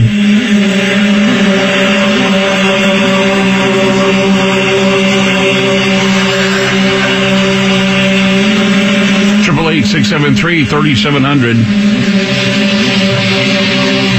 That's 888-673-3700. When I look at what is happening with the country, and I've always asked this question, and I ask it many times, and that is it all madness or is it a possession of some kind? Are we possessed? What causes us to not help or agree? Why is it that we're reactionary? Why are we giving in to the outrage? You know, the whole talk this weekend was this Native American and these young kids, this video that I saw. And I was shaking my head going, you've got to be kidding me. This is news. And then, of course, when they finally realized that there was more to it than just a Native American veteran standing in front of a bunch of kids, and how the kids were not taunting the Native American, but they were taunting some other guys. And it just, look, this type of madness, this type of whatever it may be, seems to permeate when we have changes in the heavens, when we have changes that point to the idea that we're heading down a road to ruin. And I think tonight, more than anything, I want you to be considering the moon. I want you to consider the signs. I want you to consider how phases may or may not affect human behavior, and how, you know, we discussed the idea of the supernatural, the preternatural. We discussed the full moon and how more crimes and violence and accidents are reported. Hospital emergency rooms are said to be full up during the full moon. Now, I know a lot of people probably claim that it's an old wives' tale. But the moon affects the tides, which is mostly salt water. We just had an earthquake tonight. I was just looking it over right here in RT, actually. And see, where's that at? Right here. RT, 6.4 earthquake strikes south of Indonesia's island of Sumbawa. And that's what the USGS is saying. So once again, we may be seeing earthquakes happening in the Ring of Fire again and wondering if we're prepared for this. You know, it's anyone's guess. I mean, look, people, you were telling me, oh, I don't need to prepare for the apocalypse because why would I want food for that? That's not the point. The point is an earthquake. The point is a storm. The point is something that will keep us in a fit of scarcity. A lot of people say that if we have seawater being affected by the tides, and since our blood is made mostly of seawater, it stands to reason perhaps we're affected by the moon. It's moonstruck. It's lunatic. It's lunacy. It's this werewolf type of feeling. And I know that there are a lot of scientists that say, oh, that's purely speculation, and that there's no proof that this happens. But the werewolf is a symbol.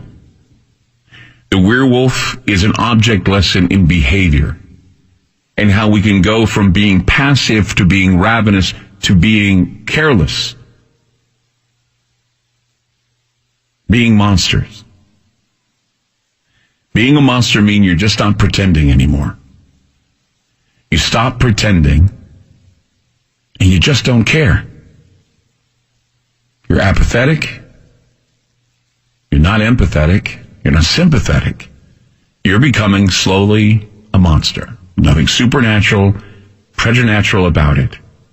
And at times, when we talk about these unnatural presences, we talk about the unnatural, meaning the unnatural possession with some demonic plague or cancer or malignancy, where everybody who has written me, and tonight we had this in the beginning of the first hour, I've been having dreams, Clyde. I'm dreaming that something's about to happen, Clyde. I'm dreaming that some world event is going to happen and we're all going to have to pitch together. Do you know what happened last week? Last week, the algorithms on Facebook, the algorithms on YouTube were reading people's entries and conversations, and what did the algorithm produce?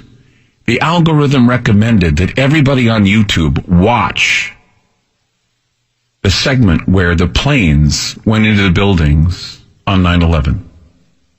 Now, why, out of so many years, why out of all these years, did the algorithm start wanting to push this video onto the watching, the viewing audience on YouTube? Why was it being pushed on Instagram? The algorithms were pushing people to see that video again. Now, why? Some say it's because people were typing in 11919, and that 9/11, 9/11, 9/11 prompted it. Or maybe it's because we are all feeling a little bit paranoid about the future.